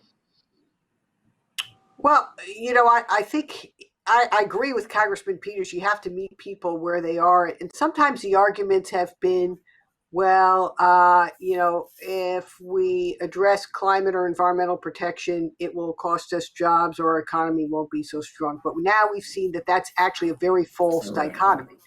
That, in fact, we're growing more jobs in the clean energy sector, and that when our air is cleaner, our water is cleaner, and we reduce climate risks, that we have more prosperity. And that's where, that frontier, we've been talking clean tech in California. Now people are starting to talk climate tech, improve predictive capability. That's a whole frontier where we can be leading and creating jobs. In the military, they're really very, I did years ago, but I don't really encounter climate deniers in the military anymore, because you all, like in the Truman community, you guys get it, you understand, you live it, you see it. So the question is, how are you going to do it? And how are you going to how are you going to reduce the risk to the military mission? You're going to have to operate in higher temperatures. That's going to put more heat stress on our forces when they deploy with all that gear in 120 plus degree heat. So, that's where telling that story, personal story of the increasing Black Flag days that our military is experiencing because of heat in the Southwest or deployments overseas, or the effect on even military aircraft and civilian aircraft of changing air density because of higher temperatures. When you want to take off, you need more fuel. So that just, has an additional double climate impact. Those kinds of stories, and also the impact where you live, military families directly impacted by sea level rise and wildfire and air pollution for communities. Those are, I think, what really matters. Lieutenant Governor Barnes, Wisconsin's a diverse state, lots of different communities. How do you communicate on this? A whole lot of different communities, and I think I'll use a confluence of what the previous two panelists mentioned. One being the fact that people that may not use the words climate change realize that something not great is going on. Again, I can go back to a lot of rural communities that I've had a chance to visit on these storm damage tours that we do. And one was a big tornado event that we had, another was, or there have been multiple flooding events, and people just understand that something is not right in their communities. And the other part of it too is where the economy is going, where jobs are being created. The renewable energy sector is ripe for it. Green jobs is the way out of this economic mess, and it's the way out of this climate disaster that we find ourselves in. So for people who are thinking about how to rebuild economically and also have some opportunity and benefit for themselves, right now, our family farms are struggling in the state of Wisconsin, but if we introduce other opportunities for them to add wind or solar projects to their already existing agriculture operations, this can provide tremendous opportunity for families that don't know if they are going to be able to continue the traditions that their families have been a part of since they moved to Wisconsin. And so I think for people that don't get it, don't want to talk about it, a lot of times there can be selfish individuals that need to know how they will be benefited from the conversation. So we talk about how we can help to improve their quality of life, provide more opportunities for them and their surrounding communities. And I'm right on the dot. Yeah. Well, that is perfect note to end on. I think a great discussion. We talked about everything from bipartisan solutions to talking to your family members about climate to the international security issues that are raised. Happy to kick it back, but thank you so much to these panelists. Really great discussion. Hey everyone, my name is Francisco Bencosme, and I'm a Truman National Security Fellow who joined in 2019. In Spanish, we have the saying that says, "Dime con quién andas y te diré con quién eres." And it basically translates to, tell me who you're with and I'll tell you who you are. And to me, that really rings, as a sort of cornerstone of how I view my professional career. In part because when I first wanted to join the national security community, I actually found it really challenging to break in. I had just graduated from college, and I found living in DC to honestly be unsustainable. I came with my graduation money, which I thought was a lot of money, but only lasted me about a month and a half in DC. I tried at one point to get 3 jobs besides my, think tank internship, and that was not that was just became impossible really quickly. And I realized that, I was going to have to rough it out for a bit, but I knew that I wanted to really break into the community and do anything possible to do so. And so one of the things that I had to do was I had to figure out my living lifestyle. And so at the time I was coaching debate at a university here in DC, and I asked them if I could sleep in the back room of their office. And so I lived there for 6 months, showering at a gym around the corner, going to receptions and different events around town to have dinner. And it really, it was tough. It put a lot of strain with my family as well, who did not understand why the first person to graduate college from the family was working for free, and were really asking for me to go home and to reevaluate my career choices. But I knew I wanted to stay. I wasn't sure how I was going to get there, but I knew that I wasn't going to give up, and that I really wanted to make a difference inside the national security community. It wasn't until 2013 that the first Hispanic chairman of the Senate Foreign Relations Committee took the gavel. And Senator Menendez at the time wanted to diversify his congressional staff, and so really brought in an inclusive search process.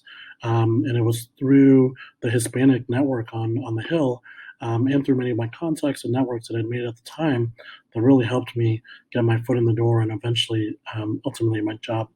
And even though I was a junior staffer, I wanted to make sure that all of what I'd learned and everything that I'd gone through wasn't for nothing.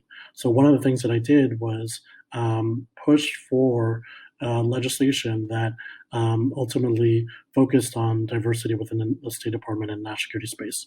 And so we passed the first State Department authorization bill in like 10 years, and in it included 4 provisions that focused on State Department diversity, things like reporting requirements, and really showing congressional intent and interest in this year. This was in 2014, 15, but way before many of those conversations that we're having now in race. And there were people that were having this conversation way before me.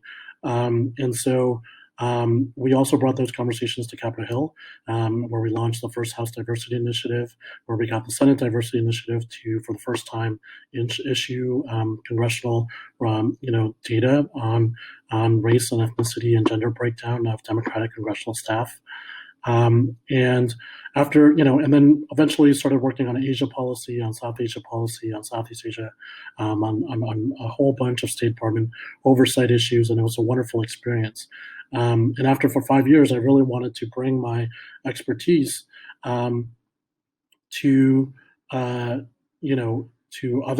unrepresented communities, and I realized human rights is that underrepresented community in the foreign policy discussion. And so I started to look for jobs in the human rights space.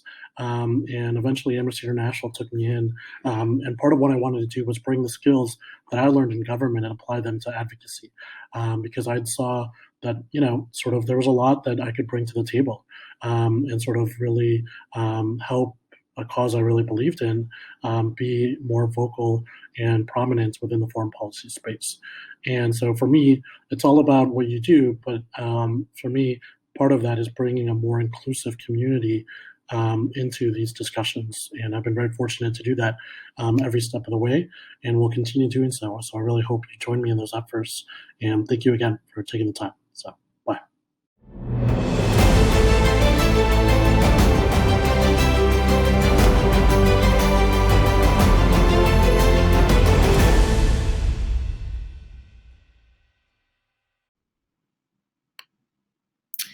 Good afternoon, everyone. Thank you so much for joining us. By way of introduction, I'm Kylie Atwood. I'm a CNN national security correspondent, and I am here to welcome Senator Chris Murphy.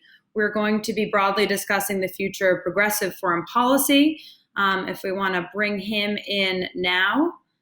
And just to give you guys a little bit of background, Senator Murphy is the United States Senator from Connecticut. He has focused a tremendous amount of his time since joining the Senate in 2013 on foreign policy, healthcare, and gun laws. And he has been a real player in the realm of developing a vision for foreign policy that he is deeming to be the progressive foreign policy. And there are, folks that you talk to on Capitol Hill who discuss who are the influential players in the foreign policy world, and Senator Murphy is always one of them. So he is currently a member of the Senate Foreign Relations Committee. He's been an outspoken proponent of diplomacy, human rights, American leadership abroad, and he's also the top Democrat on the subcommittee on the Near East, South Asia, Central Asia, counterterrorism, and the former chairman of the subcommittee on Europe and Eurasia. So, Senator, I think you have it covered. in terms of everything you've focused on. And I do want to get to your vision for progressive foreign policy. I think it's something that everyone here is interested in. But before we dive in there, I think we have to open by discussing the breaking news this morning with President Trump testing positive for COVID-19. There are national security implications there. And given your expertise and what you know about how the US government works and how it should be working at a time like right now, which is a moment of crisis, I'm curious what you view as the national security implications here, broadly speaking. Well, great. Kylie, thank you very much for doing this. Excited to share the next 45 minutes or so with you and all of the guests. Thanks to Truman for being such a great and positive partner to me and my work, and to my colleagues on the Senate Foreign Relations Committee. First and foremost, it cannot go without saying that this is a deadly and insidious disease, and we're all rooting for the President, the First Lady, and everyone else who has been infected to get better in and around the White House. As you mentioned, you can't deny that there are security implications anytime that a president falls ill. I take Chief of Staff Meadows at his word that the president has not been incapacitated, that he has mild symptoms, that he's continuing to be able to function as the head of state. And I was glad that Mark Meadows came out and made that clear this morning. Our allies and our adversaries need to know that and understand, because we still have many of those on the latter list that are probing at our vulnerabilities. I think a lot about Iran, who I don't think is done with their campaign of retribution for Qasem Soleimani's assassination, and you wonder whether they would try to take advantage of a moment when the president may be at a lower level of capability and capacity. I trust and I hope that he is not. But I also think that the president's foreign allies in his reelection effort are going to make adjustments as well. I'm sure we're going to cover this over the course of this time, but I am convinced that the Russians are prepared to do anything and everything in order to get this president reelected. And knowing that he is going to be sidelined from at least normal campaigning over the next 2 weeks, it may mean that that's massive, multi-layered, octopus-like Russian interference operation is going to ramp up. And I think we all need to be cognizant of that, and we all need to be taking steps to try to make the American people understand what is real information from that being proffered by countries like Russia. So if you think that the Russian disinformation is going to increase because the president isn't on the campaign trail, he can't be on the campaign trail for the next 2 weeks because he has the coronavirus, what should the US government be doing to counter that potential surge in Russian disinformation?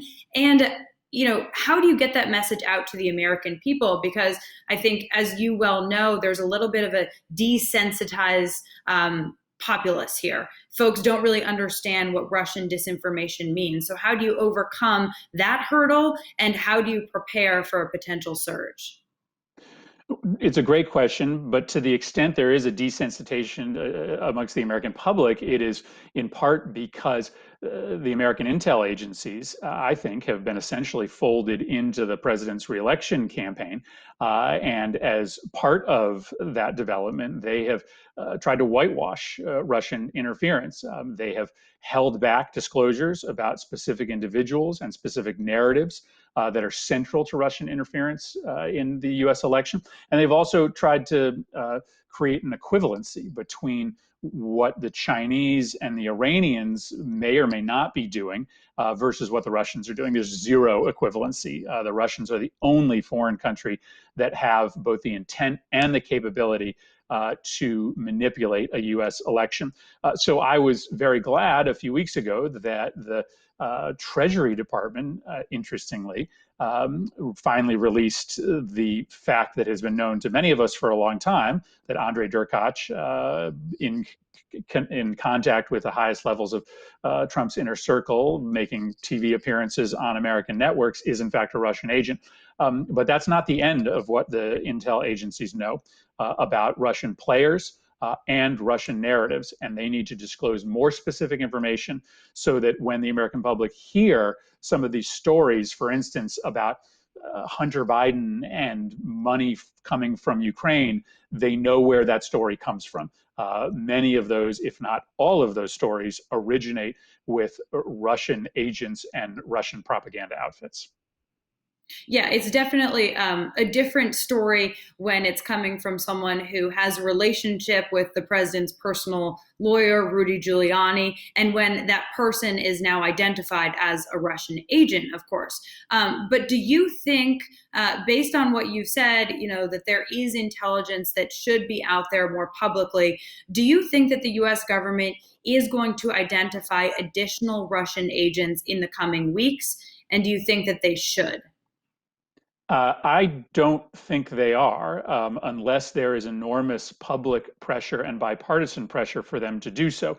I think it's not coincidental that they released their information on Derkach a day after a very damaging whistleblower complaint was made public. The top intel official at the Department of Homeland Security disclosed that he had gotten pressure through the White House to stop talking so much about Russian interference. And 24 hours later, Derkach's name became public. So I don't think the White House or the intel agencies have any plans to release additional information. That will only happen if we build that pressure. And that's why I have started to talk more about what I know and how it's inconsistent with what the intel agencies have told us to try to create that pressure campaign.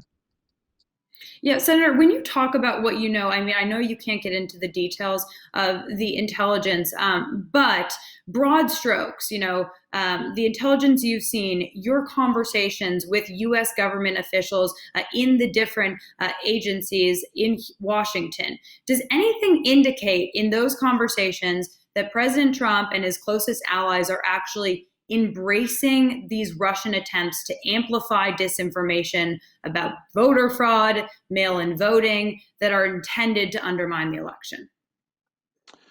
Well, I mean, I do have to be careful about how I talk about the things that I've read and been briefed upon. But I can just say this: it to me doesn't appear coincidental that the president's narratives, in some ways, duplicate the narratives that we know are being proffered by the Russians. In fact, if you look at the content online today regarding Reopen America campaigns, campaigns online to undermine mask wearing. Much of that, if not the majority of that, comes from foreign sources, likely Russia. And so whether they are following Trump's lead or whether there are any conversations happening, I can't tell you. I just am not sure that it's a coincidence. Do you think the president could be learning from them? Well, what we know is that the president had an unusually large number of phone calls directly with Vladimir Putin over the spring, right in the lead up to the final stretch run of this election. I know in 2016 he was directly communicating to Vladimir Putin via press conference. I think it's entirely possible that in those conversations they talked about some of the narratives that Putin would be spreading and some of the narratives that Trump would be spreading. If they didn't, then maybe it is just a wild coincidence that they are almost identical. And given a statement like that, the onus, I guess, then lies on figuring out what specifically was discussed in those phone conversations. How long do you think it'll be before we know some of the specificity and the content of those conversations? So let's go back to last year when the president had a very troubling phone conversation with the president of Ukraine that those who listened to it believed violated U.S. law and was worthy of a whistleblower complaint. That, of course, led to the impeachment of the president. But since then, the president has undergone a dizzying campaign of retribution against anyone who, or nearly anyone, who testified against him in those hearings. And so the message has been sent. If you have been on the line, if you have heard one of these phone calls between the president and a foreign leader in which he says something that is perhaps illegal or worthy of dismissal from office, don't say anything. or you are going to have your reputation ruined and your job eliminated. So I don't know that we will ever know the content of those communications. Gotcha. One more question on this, and then I promise we can shift to progressive foreign policy. But it does strike me that even after Derkash was sanctioned by the U.S. Treasury, determined to be, a long-time agent of Russia, he was still putting out disinformation. So after that happened, he still tried to put out some information about former Vice President Biden, and that gets confusing, and it makes you question the efficacy of these sanctions and of identifying someone as a Russian agent. So are there more things that should be done to prevent someone like that from releasing the information that they have that is trying to be destructive to the U.S. Presidential political system from even getting into the ecosystem? Yeah, listen, that's what our intel agencies are supposed to exist for. And, the problem is, we knew who Derkach was a long time ago. And had we taken earlier steps to expose him, then it is likely that he wouldn't have developed as many contacts as he did and as many conduits as he did into the Trump administration and into the United States Congress. And so, in this case, while I can't necessarily speak to whether or not, there's perhaps a criminal case that can be brought against him as well as a sanctions case, it was not coincidental that the last time Secretary Pompeo was before the Foreign Relations Committee, I was asking him about Andrei Derkach, whether he was a credible voice in American politics. And it was just wild to me that the secretary, knowing what he knew at the time, would not go on the record about who Andrei Derkach was. That gave him time to sort of sow this narrative into the American public, one that the president continues to spread even in the last debate. Yeah. Okay, so progressive foreign policy. You wrote this, and I want to read you a quote. So, a successful approach would be built around three elements: a clear articulation of the circumstances that justify the use of military force and those that don't, a recommitment to security and economic alliances, and most critically of all, a focus on building up the United States' non-military capabilities for dealing with challenges around the world. So I'm going to give you a softball here. What does building up non-military capabilities actually look like? Talk to me a little bit about that, because I understand what you're asking for, but putting specificity on it is what would actually accomplish any objective. It's a great question. And let me sort of tell you why I use this phrase, and many others use it, progressive foreign policy. I think as progressives today, who are generally first rooted in domestic politics, we have to admit there is no way to execute our domestic progressive goals, whether it be a growing of the economy for everyone, whether it be a victory on climate change, whether it be the protection of democracy, without having a foreign policy component.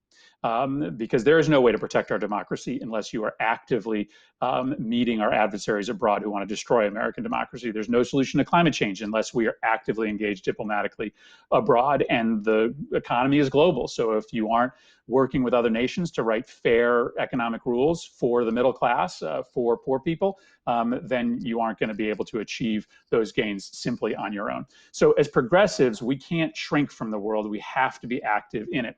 But as I mentioned, and as you inquire about, we have to understand that the challenges posed to the United States today are by and large not conventional military challenges. There is not a real risk that there is going to be an invasion of the United States anytime soon. And today, of course, we are faced with maybe the most insidious and most classic non-military threat to the United States, a pandemic disease that we were not prepared for. So yes, I am talking about standing up new capabilities. They would certainly be a new commitment to global public health to make sure that a virus like this never is allowed to reach our shores. It would be a recommitment to climate change diplomacy. But let me take Russia as an example here, a very specific example. Why does it feel like we are sort of losing battle after battle with Russia? it is because we are engaged asymmetrically with Russia. Russia has propaganda tools that we can't meet. They are spending 10 times more money on information warfare than the United States is. It's because Russia is using its energy resources to bully and bribe countries in its periphery. And the United States spends virtually no money trying to make those same nations energy independent of Russia. It's because Russia engages in old-fashioned corruption, graft, and bribery. And we don't even have a class of anti-corruption officers that are dispensed around the globe to try to confront that challenge. And so, to me, creating a brand new first-of-class anti-propaganda operation in the State Department, creating a new cadre of officers dispensed to every embassy in the world whose number one and only job is confronting corruption, and spending real dollars on making countries like Moldova or Ukraine or even Belarus energy independent of Russia is a much better expenditure of dollars than the way that we are prioritizing military buildups along Russia's border today. So that's what I'm talking about with specificity. How confident are you that should Vice President Biden win in November, that his team would be ready on day one to pick up this mantle and to actually, develop these non-military capabilities? Well, I mean, he won't be ready on day one because he is going to first have to spend the majority of his time addressing the current crisis. So he is obviously going to have to prioritize getting COVID-19 under control and repairing our economy. And then second, he's just going to have to spend a couple months at least, maybe half a year, repairing our alliances, because you can't do any of these things alone. There's no counter-China strategy that doesn't involve very close hand-in-hand cooperation with Europe, for instance. And so he and his people are going to have to spend 6 months traveling the world, explaining exactly how we are going to recommit ourselves to these alliances that make a progressive foreign policy real. Yeah, and they do talk about that a lot. But I think one of the things, that diplomats at the State Department wonder is, okay, so what? So the U.S. is back on the world stage, and then what? Basically getting back into the Paris climate, agreement, and doing things like reaffirming our commitment to NATO, and those things are all good and wonderful if you are of the mind that those are necessary to make the United States as strong as it can be on the world stage. But then what?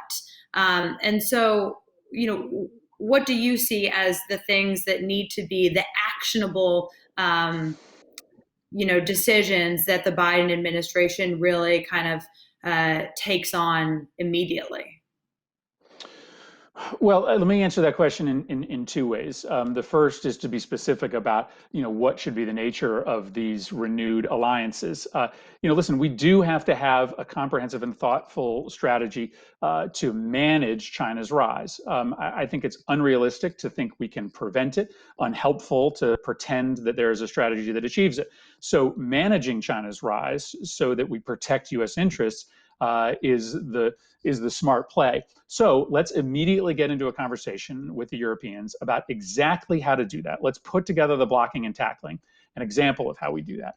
The only way that you confront 6G or China's next move on AI or advanced battery technology is to understand that there is no pure private sector answer from America coming to compete with these new technologies that arrive on the world scene perfected and underpriced. So we've got to have an industrial policy. The United States and Europe have to get together and say, we're going to spend public money together with private sector money to make sure we don't get caught with our pants down ever again, like we did with Huawei on 5G. That's a specific strategy we can undertake.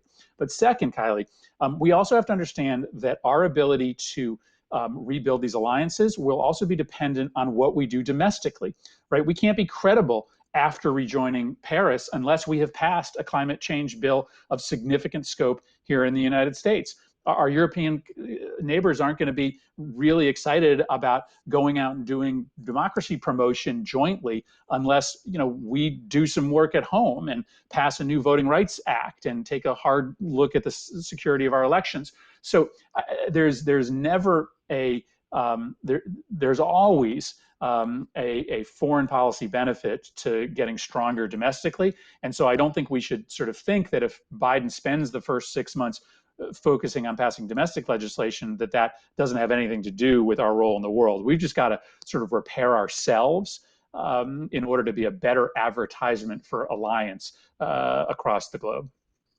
Mm-hmm. So on a few things, I mean, strengthening the relationship with allies is hugely consequential, but then you have offered that really studying and reworking and upending, in some cases, our relationship with folks who have potentially done adversarial things should also be considered. So today, as actually your staff reminded me, is the 2-year anniversary of the assassination of Jamal Khashoggi. You've said that Crown Prince Mohammed bin Salman has gotten away with murder, and that the entire U.S.-Saudi relationship needs to be reassessed. So how does that look if there, is a changeover in administration? And how does that look if Saudi Arabia decides that it is going to hop on board and normalize relations with Israel? Do they kind of, get out of the deep end? What do the pieces look like on your board? Well, we have countries all over the world just walking all over the United States today. Saudi Arabia is perhaps the most egregious example, given what they did to dismember and dispose of Jamal Khashoggi's body. But there are plenty of other countries who are abusing the United States and getting away with it. The Russians targeting U.S. troops inside Afghanistan, the Egyptians continuing to keep imprisoned U.S. citizens while the spigot of military aid continues unchecked. I mean, Vice President Biden is going to have to do something in his early days to make clear that there are consequences if you cross the United States. I argue that Saudi Arabia has to be on that list. I just don't understand how we don't eventually render any consequences for the murder of Jamal Khashoggi. But, I also think that Saudi Arabia has, gotten away with many other malevolent behaviors. Every day that they continue to drop bombs in Yemen is a day that America is less safe, because Al-Qaeda in the Arabian Peninsula continues to be the group that has the clearest designs on attacking us. The general continued export of Salafist Wahhabism around the world, that continues to form the building blocks for extremist organizations that still have their sights set on the United States. I just, in general, think we need to have much tougher conversations with the Saudis. It doesn't mean that we walk away from our partnership with them. I just think we drive a harder bargain. I mean, we tend to think that, if we stop selling some precision-guided missiles to the Saudis, they're going to walk away from a defense partnership with the United States and go to the far inferior products produced in Russia and China. That's just not how it's going to work. We can get tougher with them, maintain an alliance, maintain the progress that is continuing to be made on normalization of relations with Israel, and get more out of that and many other relationships. Do you want to put a finer point on do something, or you just want to leave it at that for now and you'll get there when you get there? Do some what the Biden administration should do. Well, I mean, listen, I obviously haven't shut up about the danger of our partnership with Saudi Arabia in Yemen, no matter what president is in the office. So I brought a motion to the floor of the Senate in the last year of Obama's administration, a privileged motion to pull the United States out of arms sales relationships with Saudi Arabia, and I will do the same thing in a Biden administration. So I think it would be obvious to them that I would hope one of the first things they would do is to end our military partnership with the Saudis in the Yemen civil war. Gotcha. And then, when you try and prop up this idea of, using diplomacy where diplomacy is needed, instead of relying on the military when there is a political issue. How do you do that in countries where you can't get them to sit down to the table? I'm thinking, Syria, Venezuela, in some cases, North Korea, or when you sat down to the table, it hasn't worked. So how, what do you do there? Because the hawks are going to argue that you need the military to actually potentially, light the flame that could potentially bring them to the table. I assume you disagree, but how do you get them there? Well, I argue that every time we use the US military in the Middle East, we make our country less powerful. Because every time that we fail, and let's just be honest, right? We have completed part of our missions in these places, but we have never completed the full mission in Iraq, in Afghanistan, in Syria, in Libya, in Yemen. Every time that we don't complete a mission, we make the United States look more feckless. So this idea that folks are, in the Middle East at least, scared of the American military, I don't think is rooted in historical fact. I think there's a different answer in each place, Kylie. I think in Venezuela, for instance, there really was a chance for a diplomatic solution there. But because this president cut off the normalization of relations with Cuba, and because he had a totally dysfunctional relationship with China, in which the only thing they could talk about was trade, we really didn't have the opportunity to be able to have a conversation with the two most important players, absent Russia, in Venezuela. So I think that there was a path to a diplomatic solution there that was just not available to this president. In a place like Syria, I have argued throughout this crisis that there likely was not an American-led solution in Syria, that perhaps our best play in Syria would have been sort of good old-fashioned restraint. If we were never really prepared to do what the Iranians and the Russians were willing to do, if it was always just a matter of time before Bashar al-Assad took back control of that country, why did we sort of play halfway for as long as we did? So sometimes I think there is a diplomatic option for a smarter president. Other places, I think we are just going to have less hubris about what we can accomplish in dangerous, far-off places where we understand very little about the political realities on the ground. Yeah, I mean, can I ask you about that too? I mean, the hubris in going into some of the diplomatic conversations is applicable here, and I wonder, there have been some conversations that potentially, to get North Korea back to the table, what would be required is a recognition that they are not going to do away fully and verifiably with all of their nuclear weapons, but it has to be a conversation about how to keep eyes on them and permit them from using those weapons. Do you think that changing the basic way to enter that conversation could be valuable? When I speak about hubris, and I'm generally talking about the hubris of U.S. military interventions, and I do agree with you that there is often hubris around what we can do diplomatically, but they are different in that the cost of failure of a diplomatic engagement is just fundamentally different than the cost of failure of a military engagement. This game we played in Syria for a long time under Obama and under Trump of sort of giving just enough support to the opposition to keep fighting, but never enough to win, ultimately just ended in more people dying. In North Korea, listen, I in the end, I was critical of the way the president engaged because it was just totally ham-handed, and he didn't do sort of the basic things necessary in order to have a diplomatic engagement like that come off successfully, like pre-negotiating before the two leaders meet. But I didn't kill him for the act of sitting down with a brutal dictator. And I also acknowledge that you are not going to get a complete and total agreement off the bat. You are going to have a confidence building agreement first with North Korea, as we did with Iran. It is going to be insufficient. It is going to draw criticism from folks who want more. But I think if Biden's going to engage with North Korea, he's going to have to be prepared to get very little at the outset in order to get a bigger deal. And as you mentioned, it may be a focus on verification at the beginning that gets you the opportunity for a larger deal down the line. Yeah. Well, all things to consider. I do want to dive into some questions from the audience who's tuning in. Thank you guys for sending in questions. I am going to start with the first one here. The State Department has been decimated under this administration. What can the Senate do to help the State Department replenish its ranks, especially considering the budgetary environment of a Biden presidency? Especially considering the budgetary environment that a Biden presidency would encounter in January?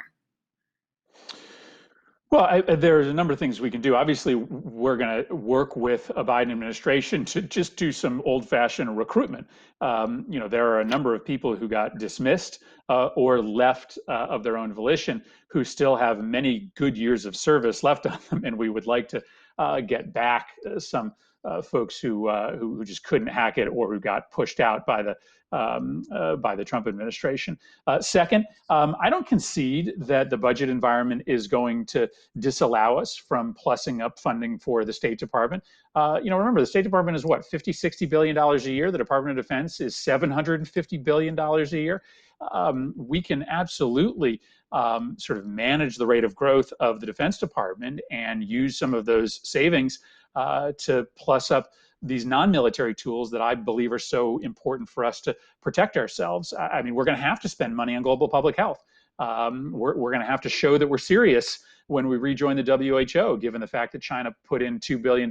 So I'm not ready to give up on the fact that we can put dollars in. And then lastly, we should look at some statutory relief for civil servants. We maybe need to give a little bit less discretion to the executive branch in terms of how they can target civil servants. And maybe one of the things we should look at, for instance, is putting some kind of cap on the number of political appointees that are put in ambassador posts. Maybe we want to formalize some of the rules that allow for spouses to stay together abroad. There are some signals we could take through statute change that would show we value career public servants. Yeah, and they do talk about that a lot in Foggy Bottom. I wonder, one thing that you mentioned just in the answer there is potentially having some of these diplomats who have left U.S. government come back. So just to put a fine point on it, you are saying that a potential Biden administration should explicitly ask those folks to get back into government if they left during the Trump era. Yeah, I don't have a list, but there are some high-profile examples of individuals who have left on their own or who were sort of had their positions eliminated. Yes, I think that we're going to have to ask those folks to come back and hope that at least some of them answer the call. Yeah. Another question from folks who are tuning in is about your City and State Diplomacy Act. Why you introduced the bill, and would it build bridges between domestic and foreign policy? Yeah, I'm glad people are paying attention to this. This is not always something that rises to the level of prominence as the daily deluge of headlines do, but I sort of think we've got to come up with this comprehensive suite of tools to be able to confront China. Again, I'm not talking about stopping China's increasing power. I think there's no way to do that. It's about meeting them, managing their rise. And right now, China does an enormous amount of city-to-city diplomacy, local leader to local leader diplomacy. That is one of their strengths, is that they don't see diplomats as just those that are in the foreign ministry. They use the multitude of Communist Party leadership in order to go around the world and sell the message of modern China. Why don't we do the same thing, right? I mean, we have, frankly, hundreds of thousands of really smart Republicans and Democrats serving in state government and local government who love this country, who can tell a great story about this country, and who we should coordinate as they either convene formal or informal relationships with a number of countries around the world. I mean, I am always in these countries who are telling me that they haven't had a visit, right, by an American president in 40 years, and they haven't seen the Secretary of State in 4 years. And while those visits are still important, if they were getting regular correspondence from lower level American leaders, it would at least show them that we place a priority on continuing that relationship. China's doing it. It's part of what helps them sort of swoop in and do these big economic deals. This would be a real sort of piece of low-hanging fruit that the next president could pick off. I mean, realistically, shouldn't members of Congress be the people doing that job? I mean, why should the onus lie on the State Department? Folks like yourself travel to the states you represent, meet with folks from the State Department in Washington. I mean, why should this be something that the State Department is expanding to focus on domestic policy? How important is it that they own this? Well, it's important to know we're frankly just proposing to reestablish a capacity that the State Department used to have. It's obviously we do a lot of travel and we're important spokesmen for the United States, but why not use everybody? I think it's important for the State Department to coordinate this because you do want the State Department to prioritize the parts of the world in which this kind of local leader to local leader diplomacy is perhaps most effective. There are probably parts of the world in which this is not appropriate, and you really need to prioritize the relationship between the U.S. federal leadership and those governments. So I just think it's much more efficiently done if it's managed through the State Department. Gotcha. I want to turn to another question from the audience on China's Belt and Road Initiative. It's heavily investing in infrastructure construction around the world. Is that a threat to U.S. interests and influence and opportunity for U.S.-China collaboration potentially? And should the U.S. try to match China's infrastructure spending or focus on other areas of developmental assistance? A few questions there for you in one. Yeah, well, but I think it speaks to a really important conversation that we have not had and that the Trump administration refuses to have and that the Biden administration must have. What are the actual threats from China that we are seeking to counter? Are we trying to stop China from doing anything new in the world? Or are there specific advancements of Chinese power that we care most about? For instance, in the realm of technology, I know this wasn't the specific question, but in the realm of technology, exactly what are we trying to do, right? What are the actual dangers of China owning the information infrastructure? And once you identify what our actual interests are, it makes it easier to decide how to react. So I would answer the specific question in this way. I'm not sure that the United States cares about getting in the way of every investment from China around the world. I think we have to be thoughtful to answer the question more specifically. Much of the Belt and Road Initiative is terrible for climate. China may try to get credit for the new goals that they're setting domestically, but that is in part in order to whitewash the fact that much of this international development finance from China is being used to fund some of the dirtiest power development known to man today. And so that is why the United States should probably prioritize spending money through our own international development finance in building clean energy. Senator Johnson and I actually were successful in getting a $1 billion fund set up attached to the Development Finance Agency to do this in Russia's periphery. But that's a regional initiative. We should frankly be prioritizing that kind of finance as a counter-China strategy around the world. So let's just be specific about what we care about. And then tailor our solutions to it. That means we probably don't try to fight China everywhere on the Belt and Road Initiative. We prioritize certain of their investments like dirty energy development. And do you think infrastructure is an area that the U.S. could potentially work with China on? Well, certainly. I mean, listen, I think you have to find ways to have a functional relationship with China because there are just some challenges we can't meet separately. And climate is obviously at the top of that list, but we go back to North Korea. I mean, there is no way that you are going to be able to unwind North Korea's nuclear program without China being at the table. And so, maybe you don't start with North Korea. You find other ways in which we can partner with the Chinese. Are they available for that cooperation? Certainly less so now than they were 10 years ago. They feel much more secure in their ability to do these kind of projects by themselves. But I don't think that there's any weakness in trying to find some places where we can cooperate, it makes some of the other areas in which there's no choice but cooperation with China more possible. And I know that you've been quite vocal in your opposition to the Trump administration's China policy.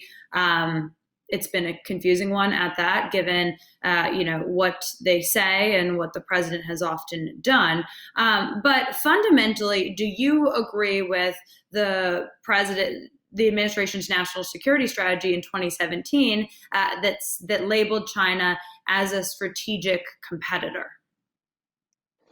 Well, yeah, they're certainly a strategic competitor. I guess I'm not a critic of the president's China policy because I don't think the president has a China policy, so I wouldn't even know what I was opposing. It's ham-handed, it's nonsensical. What the president says has zero connection to what the president actually does. I have argued, from the beginning that this president has been the best thing for China over the last 50 years. He's given them cover to brutally subjugate the Uyghurs. He has looked the other way largely as they have cracked down on Hong Kong. And for the first 2 to 3 months of the spread of COVID-19, he was their primary cheerleader, telling the world how wonderful China was doing in responding to the virus and how transparent their response had been. So yes, they are a competitor and we should treat them as such. But the president, I don't think, has effectuated a policy that actually seems connected to the defense strategy that he signed. Yeah, the head isn't tied to the mouth all the time. All right, I'm going to go to another question from folks who are watching here. I think this is a good one. So how can the Senate support efforts to diversify national security, specifically through the confirmation process? In terms of personnel, well, I mean, this is, yeah. I mean, our representation abroad has to look like America, and especially at a moment when the rest of the world is, cringing, watching the United States mangle a developing second civil rights movement, as this president is, turning the U.S. military on peaceful protesters, and he's rooting on white supremacists. He frankly increases the burden that will be placed upon Vice President Biden if he wins to repair America's broken image, already broken, even more fractured now, on race relations. So yes, the Senate can play a role here, but I think Vice President Biden is already committed to this. I think you will see more diverse candidates being put forward for senior State Department posts in a Biden administration. I think that's a commitment that they've already made. Great. And this is going to be the last question. How do we integrate economics into a foreign policy that's increasingly determined by global supply chains and internet commerce? How could the United States make global economic policy work better for those other than the Wall Street class? Well, I think two answers to that question. One, I'm a believer in trade deals, but we have literally been doing trade deals in the past asking what's good for American companies instead of asking what's good for American workers. And so we have to have a worker-first prism for all of our trade policies. Second, anytime that we are engaged in trade negotiations with a country like China, they have to be with our partners. So if you're going to make any progress with China on deciding who sets the rules of the road with regard to climate policy or product safety policy, we've got to do it with the Europeans. So I think those would be, as I see our timer marching down to zero, my two quick recommendations. Any trade negotiations have to be viewed through a worker prism, and nothing can be done with China without the United States getting on the same page with Europe first. Senator Murphy, thank you so much. A very valuable discussion. Thanks for taking the time, especially on a crazy Friday, 1 week before Election Day. Appreciate it. And thanks to the Truman Center for having us dive into this discussion. Great. Thank you, everybody. Appreciate it. Good afternoon. I'm John Margolick, the Executive Vice President of both the Truman Center your host for the last 2 days, and our sister organization, the Truman National Security Project. 6 months ago, I was serving in uniform with the Marine Corps. In prior lives, I'd worked on political campaigns, run my own consultancy, taught Sunday school, spent time at an energy efficiency startup, and written public health policy. As a Marine, I was a prosecutor and a victims legal counsel, and I helped to bring human-centered design to the Department of Defense.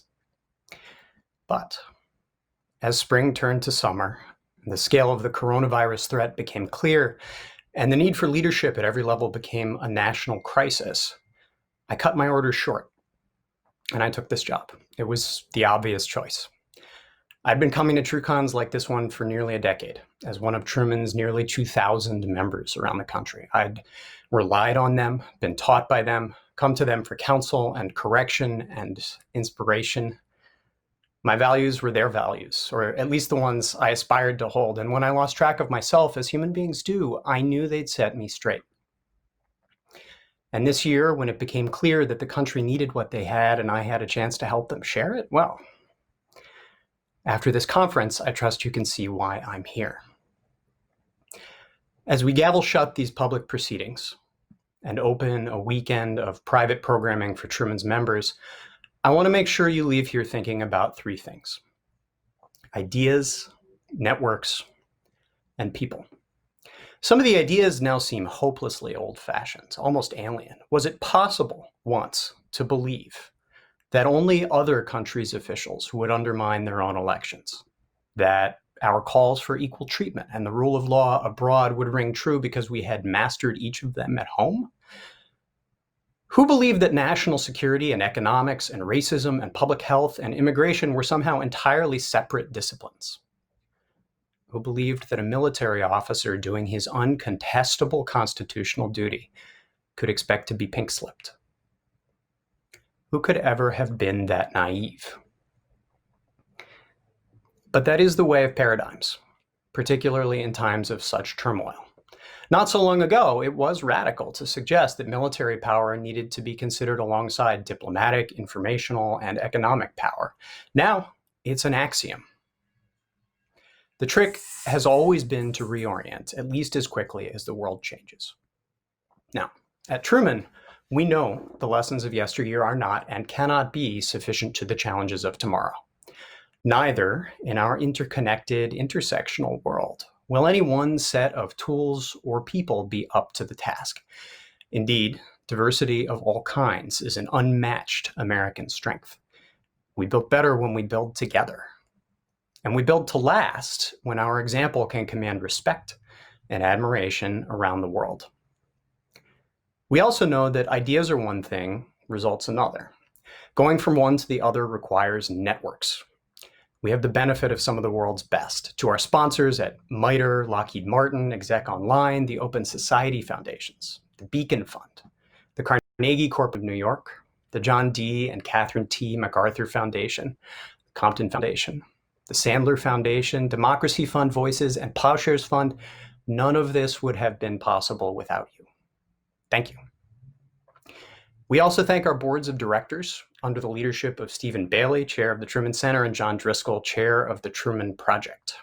Our thanks as well to our generous board of advisors, a body which includes the Honorable Michelle Flournoy, whose leadership and insight gave life to our inaugural award for exceptional moral courage in public service. To Lieutenant Colonel Vindman, our thanks for the chance to stand with him as he enters public life, and our best wishes for what we know will be a long and storied career.